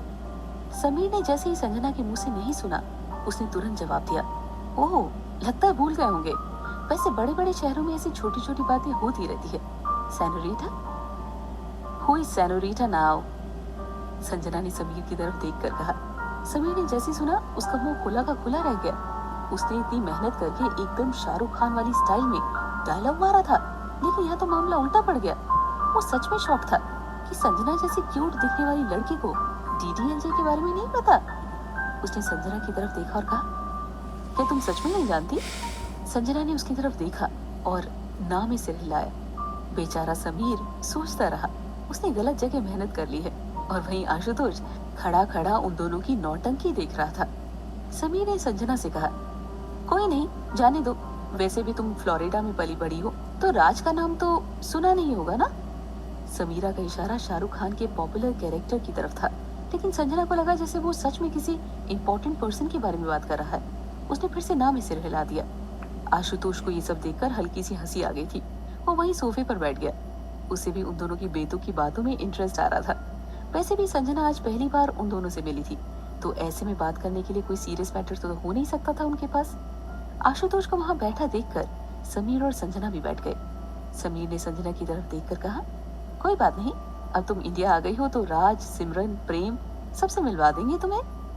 समीर ने ये बात मजाक में कही थी, लेकिन संजना सुनकर काफी एक्साइटेड हो गई, जैसे कि वो उसे किसी इम्पोर्टेंट पर्सन से मिलवाने वाले हो। आशुतोष के लिए वैसे भी फिल्म इंडस्ट्री में अप्रोच कोई बहुत बड़ी बात नहीं थी। वो चाहता तो किसी भी सुपरस्टार को अपने घर मिलने बुला सकता था, लेकिन संजना की एक्साइटमेंट देखकर वो स्माइल किए बिना रह ना सका। समीर ने उसे स्माइल करते हुए देखा तो उसे काफी राहत मिली, क्योंकि उसे डर था आशुतोष कहीं उस बात को लेकर टेंशन में तो नहीं है। वहीं संजना ने आशुतोष को स्माइल करते देखा तो उसे लगा उसका निशाना सही जगह पर बैठ गया है। संजना ने उन दोनों की तरफ देखा और आगे बात बढ़ाने के लिए कहा, वैसे भी मैं पहली बार इंडिया आई हूँ, तो यहाँ किसी को जानती नहीं हूँ, यहाँ के बारे में भी नहीं जानती कुछ। क्यों ना तुम दोनों मेरी हेल्प करो ताकि मैं इंडिया के बारे में कुछ जान सकूं। आशुतोष ने जैसे सुना वो समझ गया संजना उन दोनों के साथ मुंबई घूमने और आसपास की जगह देखने के लिए कह रही है। उसे ये सब कुछ खास पसंद नहीं था। सही मायने में देखा जाए तो आशुतोष खुद मुंबई ठीक से नहीं घूमा था। वो तो बस काम के सिलसिले में कहीं आता जाता था। वो संजना को मना ही करने वाला था कि समीर उसके चेहरे के भावों को समझ गया। आशुतोष के कुछ कहने से पहले ही बोल पड़ा, हाँ हाँ क्यों नहीं, मैं भी पिछले 25 सालों से कहीं घूमने नहीं गया, इसी बहाने मुंबई मैं भी देख लूंगा।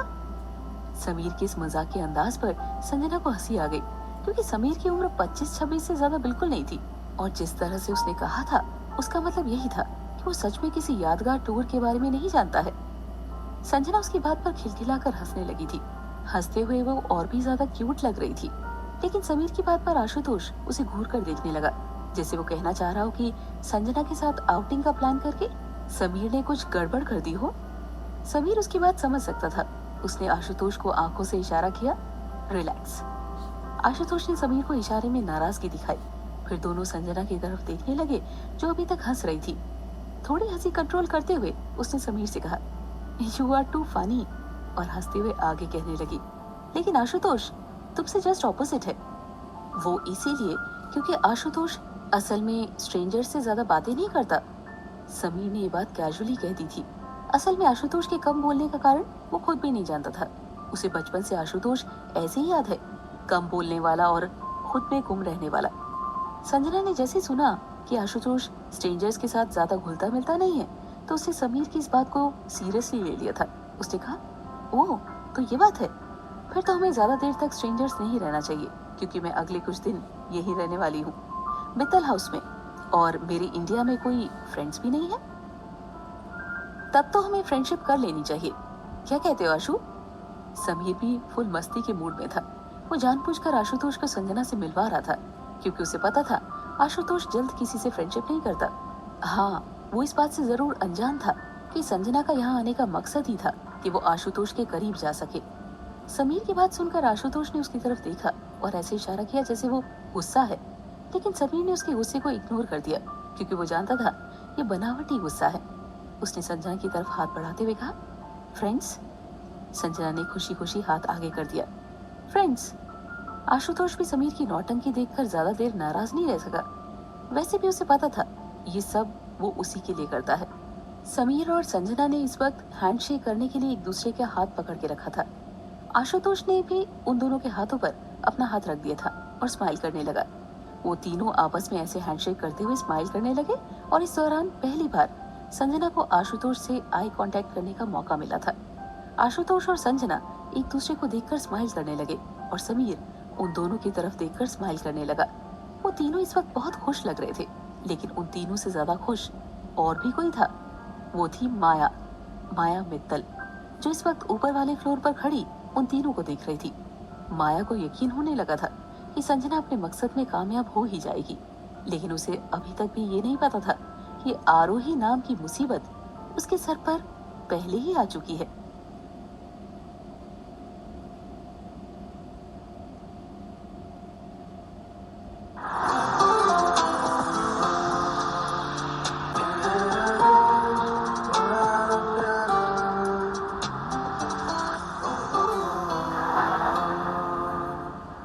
क्या बात है डैड, आज तो खाने की खुशबू शानदार आ रही है। मुझे तो भूख लगने लगी है अब। आरोही और उसकी मॉम दोनों डाइनिंग एरिया में बैठे थे, जबकि आरोही के डैड राजेश शर्मा किचन में थे। बस 5 मिनट और, आरोही के डैड ने किचन से आवाज देते हुए कहा। आज सैटरडे इवनिंग पर आरोही के डैड घर जल्दी आ गए थे। अक्सर वो बड़े प्यार से आरोही के लिए खाना बनाते थे, 5 मिनट पहले भी आपने यही कहा था डैड, आरोही ने मजाक में कहा। अच्छी चीजों के लिए थोड़ा इंतजार करना पड़ता है। आरोही के जवाब में ऐसा कहते हुए राजेश जी किचन से बाहर आते हुए बोले। उनके हाथ में गर्मा गर्म खाना था जो अभी अभी उन्होंने बनाया था, और ये रही तुम्हारी फेवरेट पाव भाजी। राजेश जी ने टेबल पर खाना रखते हुए कहा। वो काफी एक्साइटेड दिख रहे थे। आरोही के मॉम डैड दोनों ही काफी अच्छे से जानते थे उसकी पसंद। वाह! आरोही के मुंह से बस यही निकला। उसे वैसे भी बहुत जोरों की भूख लग चुकी थी। उसने फटाफट सबकी प्लेट्स में सर्व करना स्टार्ट कर दिया। उसकी हड़बड़ी देखकर उसके मॉम डैड दोनों मुस्कुरा दिए। आरोही ने सबको सर्व किया और फिर जल्दी जल्दी खाना स्टार्ट भी कर दिया। अरे आराम से, कहाँ जाने की जल्दी है? आरोही की मॉम ने जब उसे इतना फास्ट खाते देखा तो हंसते वो बोली, पता नहीं ससुराल में इसका क्या होगा। आरोही ने उसकी मॉम की बात सुनी लेकिन खाना बंद नहीं किया। खाते खाते बोल पड़ी, मुझे नहीं जाना किसी के ससुराल। उसकी बात सुनकर आरोही के मॉम डैड दोनों हंस पड़े। आरोही की मॉम ने भी खाना खाते हुए कहा, जाना तो पड़ेगा ही। आरोही की मॉम ने जब ये कहा तब राजेश जी आरोही की तरफ देख रहे थे। वो थोड़े भावुक नजर आ रहे थे। आरोही ने जब उन्हें इस तरह से देखा तो पूछा, क्या बात है डैड, क्या हुआ? आरोही के पिता मुस्कुरा दिए और बोले, मैं और तुम्हारी मॉम इस बारे में बात कर रहे थे। तुम्हारे लिए रिश्ता आया है। हम इस बारे में सोच ही रहे हैं, लेकिन तुमसे पूछना भी जरूरी है। आरोही ने जैसे सुना उसने खाना बंद कर दिया। वो अभी इन सब के लिए खुद को तैयार नहीं कर पा रही थी, लेकिन उसे उसकी मॉम की हालत भी पता थी तो कुछ न कह सकी। आरोही के पिता ने उसकी तरफ देखा और पूछा, क्या हुआ बेटा, तुम्हें कोई एतराज तो नहीं? तुम पहले लड़के से मिल लो। इट्स ओके डैड, आपको जैसा ठीक लगे वैसा कर लीजिए। आरोही ने थोड़े रूखापन से कहा। उसकी जैसे भूख खत्म हो चुकी थी और वो खाना भी बंद कर चुकी थी। उसकी इस बात पर मिसेस शर्मा ने कुछ नहीं कहा। वो खुश थी कि आरोही ने उनकी बात नहीं टाली, लेकिन राजेश जी समझ गए थे आरोही शायद पूरी तरह से तैयार नहीं है। तुम्हें कोई प्रॉब्लम तो नहीं है आरोही? उन्होंने आरोही की तरफ देखकर कहा। आरोही ने एकदम से नजरें ऊपर की, अपने डैड को देखा। उसे अपने मॉम डैड की आंखों में एक उम्मीद सी दिखी और वो हाँ ही कहेगी। वो उन दोनों की उम्मीद को तोड़ना नहीं चाहती थी। उसने बनावटी मुस्कान के साथ अपने पिता की तरफ देखा और कहा, पता नहीं वहाँ मुझे आपके हाथ की पाव भाजी मिलेगी भी या नहीं। इतना कहकर उसने एक फीकी सी स्माइल दे दी और दोबारा खाना खाने लगी। राजेश जी ने आरोही की तरफ देखा, फिर मिसेस शर्मा की तरफ देखा। उनके पास कोई दूसरा रास्ता नहीं था। उन्हें बस इस बात की खुशी थी कि आरोही कभी अपनी मॉम को तकलीफ में नहीं देखना चाहती और उनकी खुशी के लिए कुछ भी करने को तैयार है। वहीं दूसरी तरफ अभिनव और माया इस वक्त अपने रूम में थे और अभिनव ने माया को आरोही के बारे में बताया।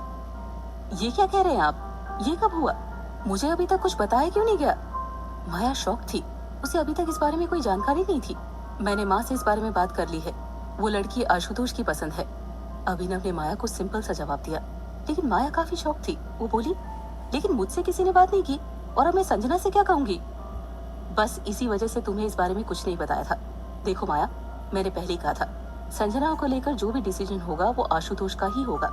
अगर आशुतोष संजना में अपनी लाइफ पार्टनर को नहीं देखता तो हम उसे फोर्स नहीं कर सकते। और वैसे भी संजना यहाँ घूमने के लिए आई है ना, तो फिर उसे जवाब देने की जरूरत ही क्या है? अभिनव ने जैसे ये कहा, माया को एहसास हुआ कि वो गलत बोल गई थी। उसे छोड़कर बाकी सबकी नजरों में संजना भी इन सब चीजों से अनजान थी। ये बात और है कि वो संजना को सब कुछ बताकर और प्लानिंग के साथ यहाँ पर लेकर आई थी। माया ने अपनी गलती छुपाने के लिए थोड़ा संभलते हुए अभिनव को जवाब दिया, मेरे कहने का मतलब ये है कि संजना के बारे में हम सब जानते हैं, लेकिन उस लड़की के बारे में कुछ भी नहीं जानते। वो किस खानदान से है, उसका रहन सहन कैसा है, क्या उन लोगों की हैसियत हमारे बराबर है? अभिनव ने माया की तरफ देखा और हंसते हुए बोला, हैसियत? हाँ, क्या तुम भूल गई? जब हमारी शादी होने वाली थी तब तुम्हारी फैमिली का बिजनेस किन हालातों में था। मेरे पिता ने तब भी ये शादी तोड़ी नहीं थी और तुम्हारी फैमिली को सपोर्ट किया था। उनकी वजह से आज तुम्हारे भाई बिजनेस चला रहे हैं। माया को अभिनव की बात बहुत बुरी लगी। उसने कहा, आप उसकी और मेरी फैमिली की तुलना कर रहे हैं? उस लड़की से आप मुझे कंपेयर कर रहे हैं जिसे आप ठीक से जानते भी नहीं, जिसे आशुतोष के सिवा किसी ने देखा भी नहीं। और इसीलिए हम कल उसे देखने जा रहे हैं ताकि तुम्हारे जो भी डाउट्स है उस लड़की को लेकर वो सब क्लियर हो जाए। और इसीलिए मैंने तुमसे कल साथ चलने के लिए कहा है। अगर तुम नहीं आना चाहती तो कोई बात नहीं, मैं माँ के साथ अकेला चला जाऊंगा। अभिनव ने भी माया को उसकी बात का जवाब उसी अंदाज में दिया और अपना फाइनल डिसीजन बता दिया। माया ने सोचा कि ये वक्त लड़ने झगड़ने का नहीं है, बल्कि सोच समझ के फैसला लेने का है। उसने सोचा कि अगर वो साथ नहीं रहेगी तो आरोही की कमी या बुराई कैसे ढूंढ पाएगी। उसने मौके का फायदा उठाना ठीक समझा और अभिनव से कहा, आशुतोष सिर्फ मेरा भाई नहीं है, मेरे साथ भी उसका रिश्ता है और अगर बात उसकी लाइफ से जुड़े किसी फैसले की है तो मेरा अधिकार है कि मैं भी उसमें शामिल रहूं। अभिनव ने माया की तरफ देखा। उन्हें इस बात की तसल्ली हुई कि अब वो कम से कम विरोध तो नहीं कर रही थी, लेकिन माया के दिमाग में अभी भी कुछ खुराफात चल रही थी। उसने अभिनव से कहा, मैं भी साथ चलूंगी, लेकिन माया कुछ कहते कहते चुप हो गई। अभिनव ने देखा वो किसी बात को लेकर सोच रही है। उन्होंने पूछा, लेकिन क्या? माया को तो जैसे इसी बात की इंतजार थी कि अभिनव उससे पूछे।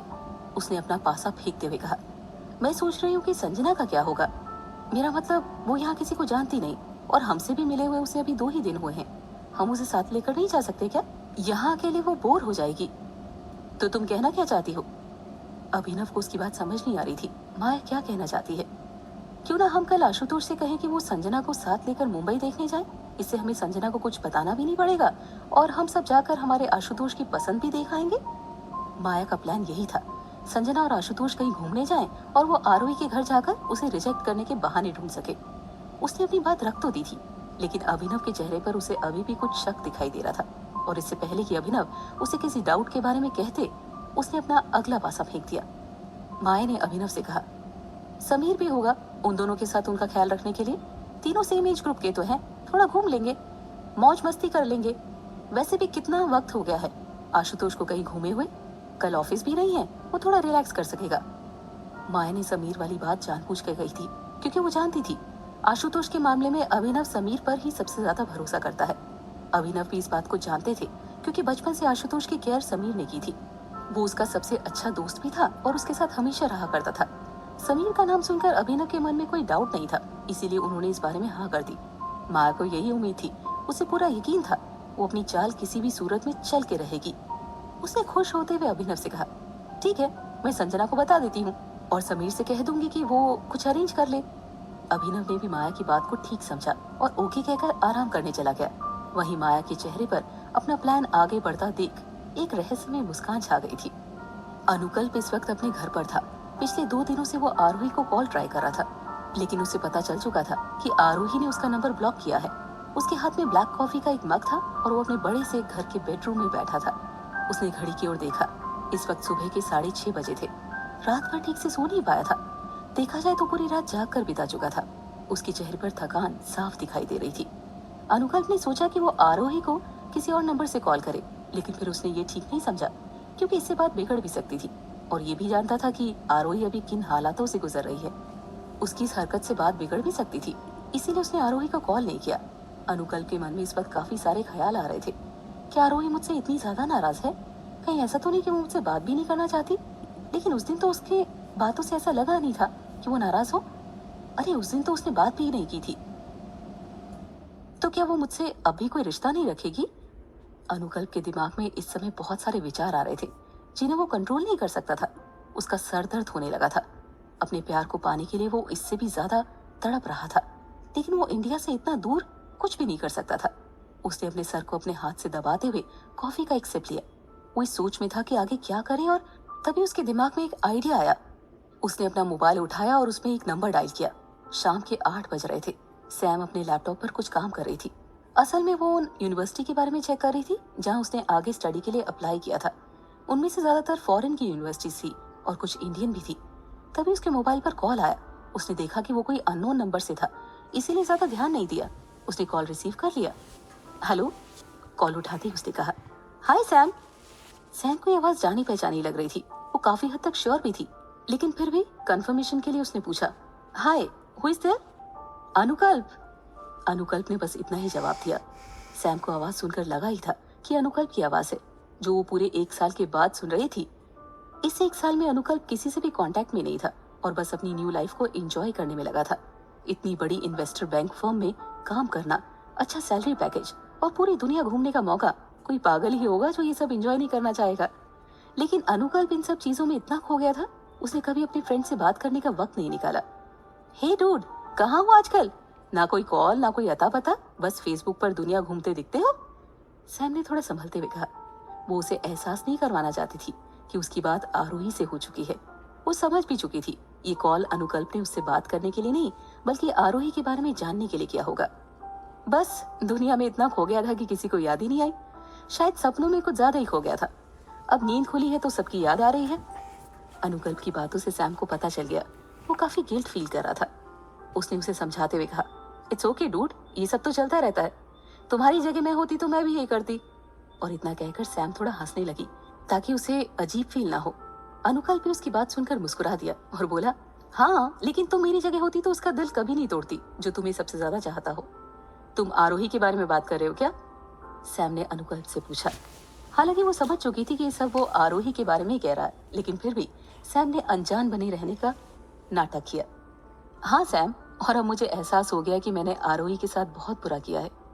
अनुकल्प की बातों में गिल्ट था, लेकिन सैम जानती थी कि अब आरोही अपने रास्ते पर आगे बढ़ चुकी है और शायद अनुकल्प और उसका मिलना इतना आसान नहीं है। उसने अनुकल्प को समझाते हुए कहा, देखो अनुकल्प, जो हो चुका उसे तुम बदल नहीं सकते हो, इसीलिए अब बेहतर होगा कि तुम। सैम उसे कहना चाहती थी कि वो आरोही को भूल जाए, लेकिन उसकी बात पूरी होने से पहले अनुकल्प ने कहा, एग्जैक्टली, मैं यही कहना चाहता हूँ। जो हुआ उसे बदल नहीं सकता, लेकिन आगे सब ठीक कर सकता हूँ। सैम को उम्मीद नहीं थी कि अनुकल्प कभी भी आरोही को लेकर इतना पॉजिटिव सोच रहा है। जिन हालातों में वो गया था उसके बाद तो कोई उम्मीद ही नहीं थी कि वो वापस उसकी जिंदगी में लौट सके।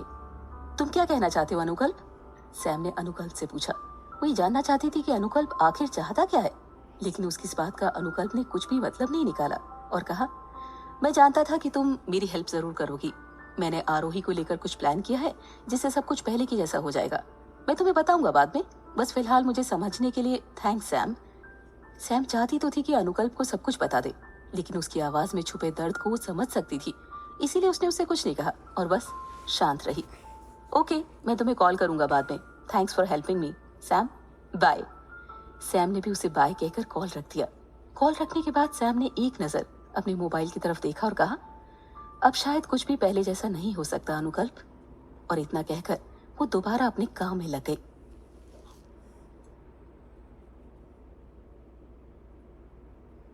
डियर लिसनर, अगला एपिसोड इस कहानी का आज का आखिरी फ्री एपिसोड होगा।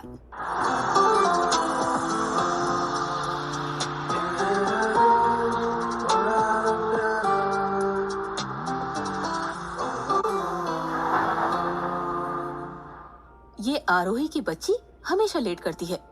शनाया ने घड़ी की तरफ देखा और खुद से कहा। वो काफी देर से आरोही का वेट कर रही थी। उसने गुस्से से अपना मोबाइल उठाया और आरोही का नंबर डायल किया। 2-3 रिंग जाने के बाद आरोही ने कॉल पिक किया। कॉल उठाते ही शनाया ने बिना कुछ सोचे आरोही को लगभग डांटते हुए कहा, आरोही, अगर तुमने मेरा संडे बर्बाद किया ना तो सोच लेना। कब से वेट कर रही हूँ? कल भी कॉल करके याद दिलाया था मैंने, फिर लेट कर दिया। शनाया रेडी होकर बैठी थी और काफी देर से आरोही का वेट भी कर रही थी।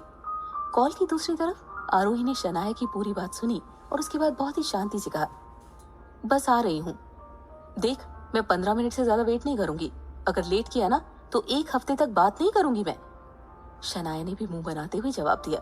उसकी बात सुनकर आरोही हल्का सा मुस्कुराई। उसने फिर उसकी शांति के साथ कहा, मैं पहुंच जाऊंगी। और इतना कहकर उसने कॉल कट कर दिया। मोबाइल एक तरफ रखने के बाद आरोही ने खुद को आईने में देखा। वो काफी देर से तैयार होकर बैठी थी ताकि शनाया के घर जा सके, लेकिन वो बस बैठी हुई थी। इतनी देर से वो अपने रूम में बैठी कल रात के बारे में सोच रही थी। सुबह से उसके दिमाग में कई तरह की बातें चल रही थी। कल रात जिस तरह से अचानक से उसके मॉम डैड ने उससे शादी की बात पूछी, वो मना नहीं कर पाई। वो उनका दिल नहीं दुखाना चाहती थी, लेकिन वो पूरी तरह से श्योर भी नहीं थी कि वो अभी शादी के लिए तैयार भी है या नहीं। शनाया ने भी कॉल के दौरान ध्यान नहीं दिया कि आरोही हर रोज के मुकाबले कम शब्दों में उसे रिप्लाई कर रही है। कुछ देर वो यूं ही बैठी अपने ख्यालों में गुम थी। उसका मन नहीं था कहीं पर भी जाने का, लेकिन उसने शनाया से पहले प्रॉमिस किया था, इसीलिए अब वो मना नहीं कर सकती। उसने एक गहरी सांस ली, फिर आईने में खुद को देखती हुई बेड से उठ खड़ी हुई। आरोही ने एक नजर आईने में खुद को देखा, फिर चेहरे पर स्माइल लाने की कोशिश करने लगी। 1-2 कोशिशों के बाद वो इसमें कामयाब हो गई और अपने चेहरे पर उसी स्माइल को रखते हुए वो कमरे से बाहर आई।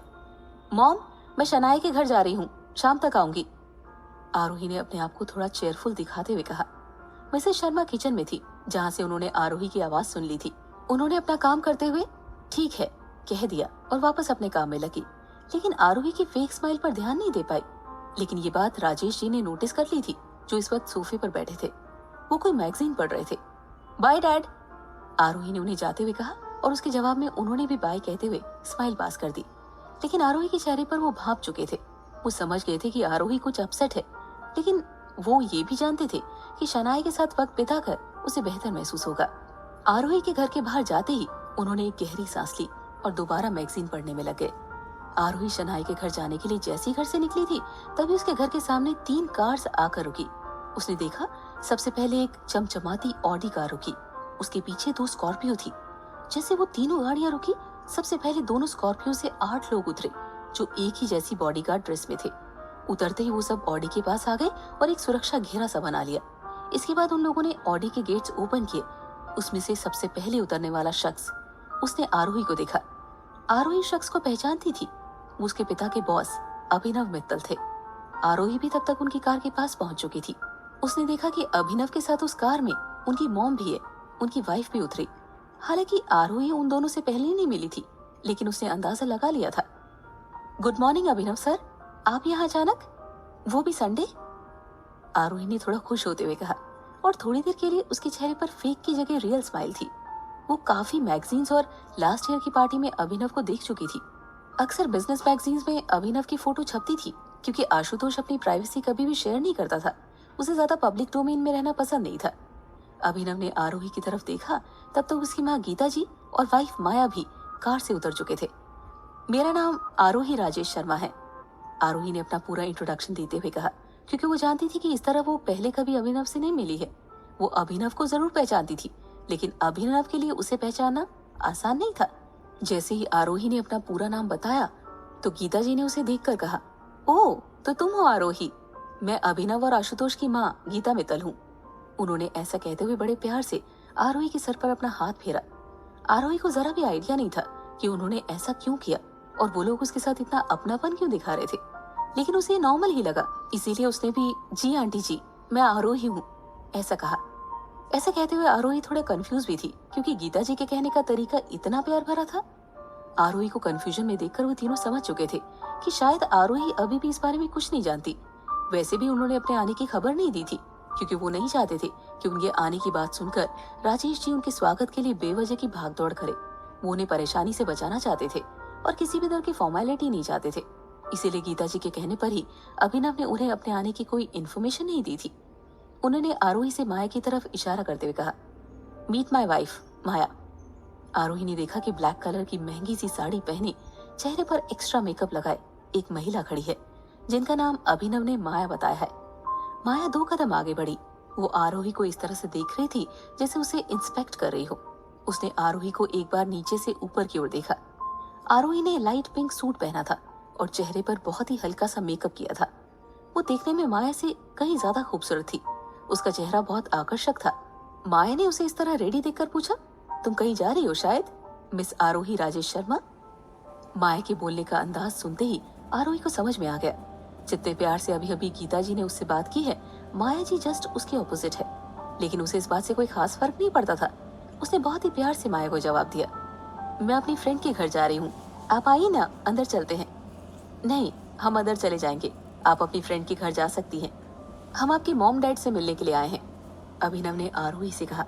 वो नहीं चाहते थे कि उनके अचानक आने की वजह से इस घर में कोई भी अपना प्लान चेंज करे, और वैसे भी जब उन्हें पता चल ही चुका था कि आरोही को अभी इस रिश्ते की बात के बारे में कुछ नहीं पता, तो उसे रोकना ठीक भी नहीं था। आरोही ने अभिनव की तरफ देखा और फिर आगे बढ़ने लगी।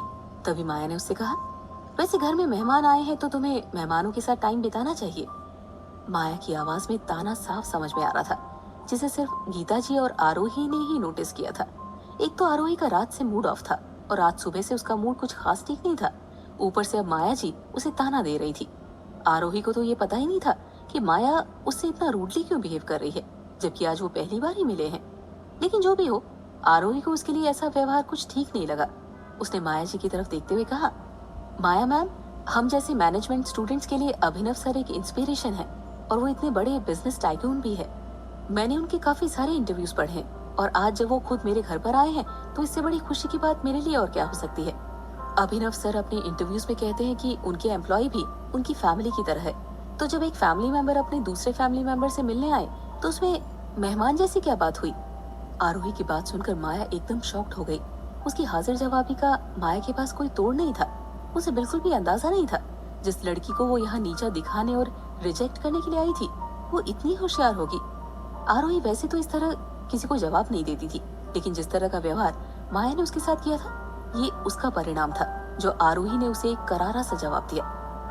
माया जहाँ उसके जवाब से शॉक थी, वहीं गीता जी को आरोही का ये तरीका पसंद आया। गीता जी अच्छे से जानती थी माया आरोही को पसंद नहीं करेगी। उन्होंने आरोही से कहा, बात तो तुमने ठीक कही है, हम फैमिली तो हैं। और ऐसा कहते हुए उनके चेहरे पर ममता भरी स्माइल थी। तुम जाओ बेटा, हम तुम्हारे मॉम डैड से मिल लेंगे। उन्होंने आरोही के सर पर प्यार भरा हाथ फेरा। आरोही को उनका ये तरीका बहुत अच्छा लगा। उसने तीनों से हाथ जोड़कर नमस्ते किया और शनाया के घर की तरफ जाने लगी। अभिनव, माया और गीता जी उसे जाते हुए देख रही थी। गीता जी ने अभिनव से कहा, बहुत सुंदर है। अभिनव ने भी उनकी तारीफ सुनकर स्माइल करते हुए कहा, चले अंदर। गीता जी ने हामी भरी और वो अंदर जाने के लिए आगे बढ़े, लेकिन माया को अभी भी आरोही की हाजिर जवाबी ने हैरान कर दिया था। उसके चेहरे पर चिंता की लकीरें साफ दिखने लगी थी। अभिनव और गीता जी दरवाजे के पास पहुंच गए थे, जबकि माया उनसे कुछ कदम पीछे थी। अभिनव ने डोरबेल बजाई। कुछ सेकंड यूं ही खड़े रहने के बाद राजेश जी ने दरवाजा खोला। उन्होंने जैसे देखा कि दरवाजे पर अभिनव मित्तल है, उन्हें यकीन नहीं हुआ। वैसे लगभग रोज ही अभिनव से मिलते थे, लेकिन इससे पहले कभी वो उनके घर नहीं आए थे। इतने बड़े बिजनेस टाइकून का उनके घर पर आना, वो भी संडे सुबह, उन्हें कुछ समझ नहीं आ रहा था। अभिनव जी, आप हमारे घर? राजेश जी ने आश्चर्य के साथ पूछा। अभिनव ने राजेश जी को देखा। उन्हें इसी तरह के रिएक्शन की उम्मीद भी थी। वो काफी सुलझे हुए थे और समझदार व्यक्ति थे। उन्होंने राजेश जी से कहा, ये मेरी माँ गीता मित्तल है। राजेश जी ने गीता जी की तरफ देखा, उनसे हाथ जोड़कर नमस्ते कहा। जवाब में गीता जी ने भी अपने दोनों हाथ जोड़ लिए। उनके चेहरे पर अपनेपन की मुस्कान थी। अभिनव ने राजेश जी को देखा और कहा, क्या हम अंदर आ सकते हैं? राजेश जी जैसे शौक से बाहर आए। उन्होंने ध्यान दिया कि वो अभी तक दरवाजे पर खड़े हैं। उन्होंने थोड़ा हिचकिचाते हुए कहा, आई एम सॉरी, आप अंदर आइए ना प्लीज। और इतना कहकर वो दरवाजे से एक तरफ हो गए और अभिनव मित्तल, गीता जी और माया अंदर आ गए। वहीं दूसरी तरफ समीर और आशुतोष इस वक्त मित्तल हाउस में ही थे। हॉल में बैठे बातें कर रहे थे। क्या सोच रहे हो आशुतोष? समीर ने आशुतोष को कुछ सोचते हुए देखा तो पूछ लिया। जवाब में आशुतोष ने कुछ नहीं कहा, बस यूं ही बैठा रहा। ये सोच रहे हो कि हम कहाँ घूमने जाएंगे? अरे उसकी टेंशन मुझ पर छोड़ दो। समीर ने उसे चुप देखा तो अपनी तरफ से बात को कंटिन्यू करते हुए कहा। इस बार जवाब में आशुतोष उसकी तरफ देखकर मुस्कुरा दिया, क्योंकि वो भी जानता था समीर ने बस ऐसे ही कह दिया है ताकि वो उसका मूड जान सके। समीर ने जब देख लिया आशुतोष का मूड उखड़ा हुआ नहीं है, उसने मुस्कुराते हुए कहा, यही सोच रहे हो ना कि भैया भाभी और माँ कहाँ गए हैं सुबह सुबह? समीर ने इस बार सही कहा था, क्योंकि आशुतोष भी यही सोच रहा था। अभिनव अगर अकेले जाते तो कुछ अजीब नहीं था, लेकिन गीता जी को साथ लेकर जाना उसे कुछ समझ नहीं आया था। डियर लिसनर, अब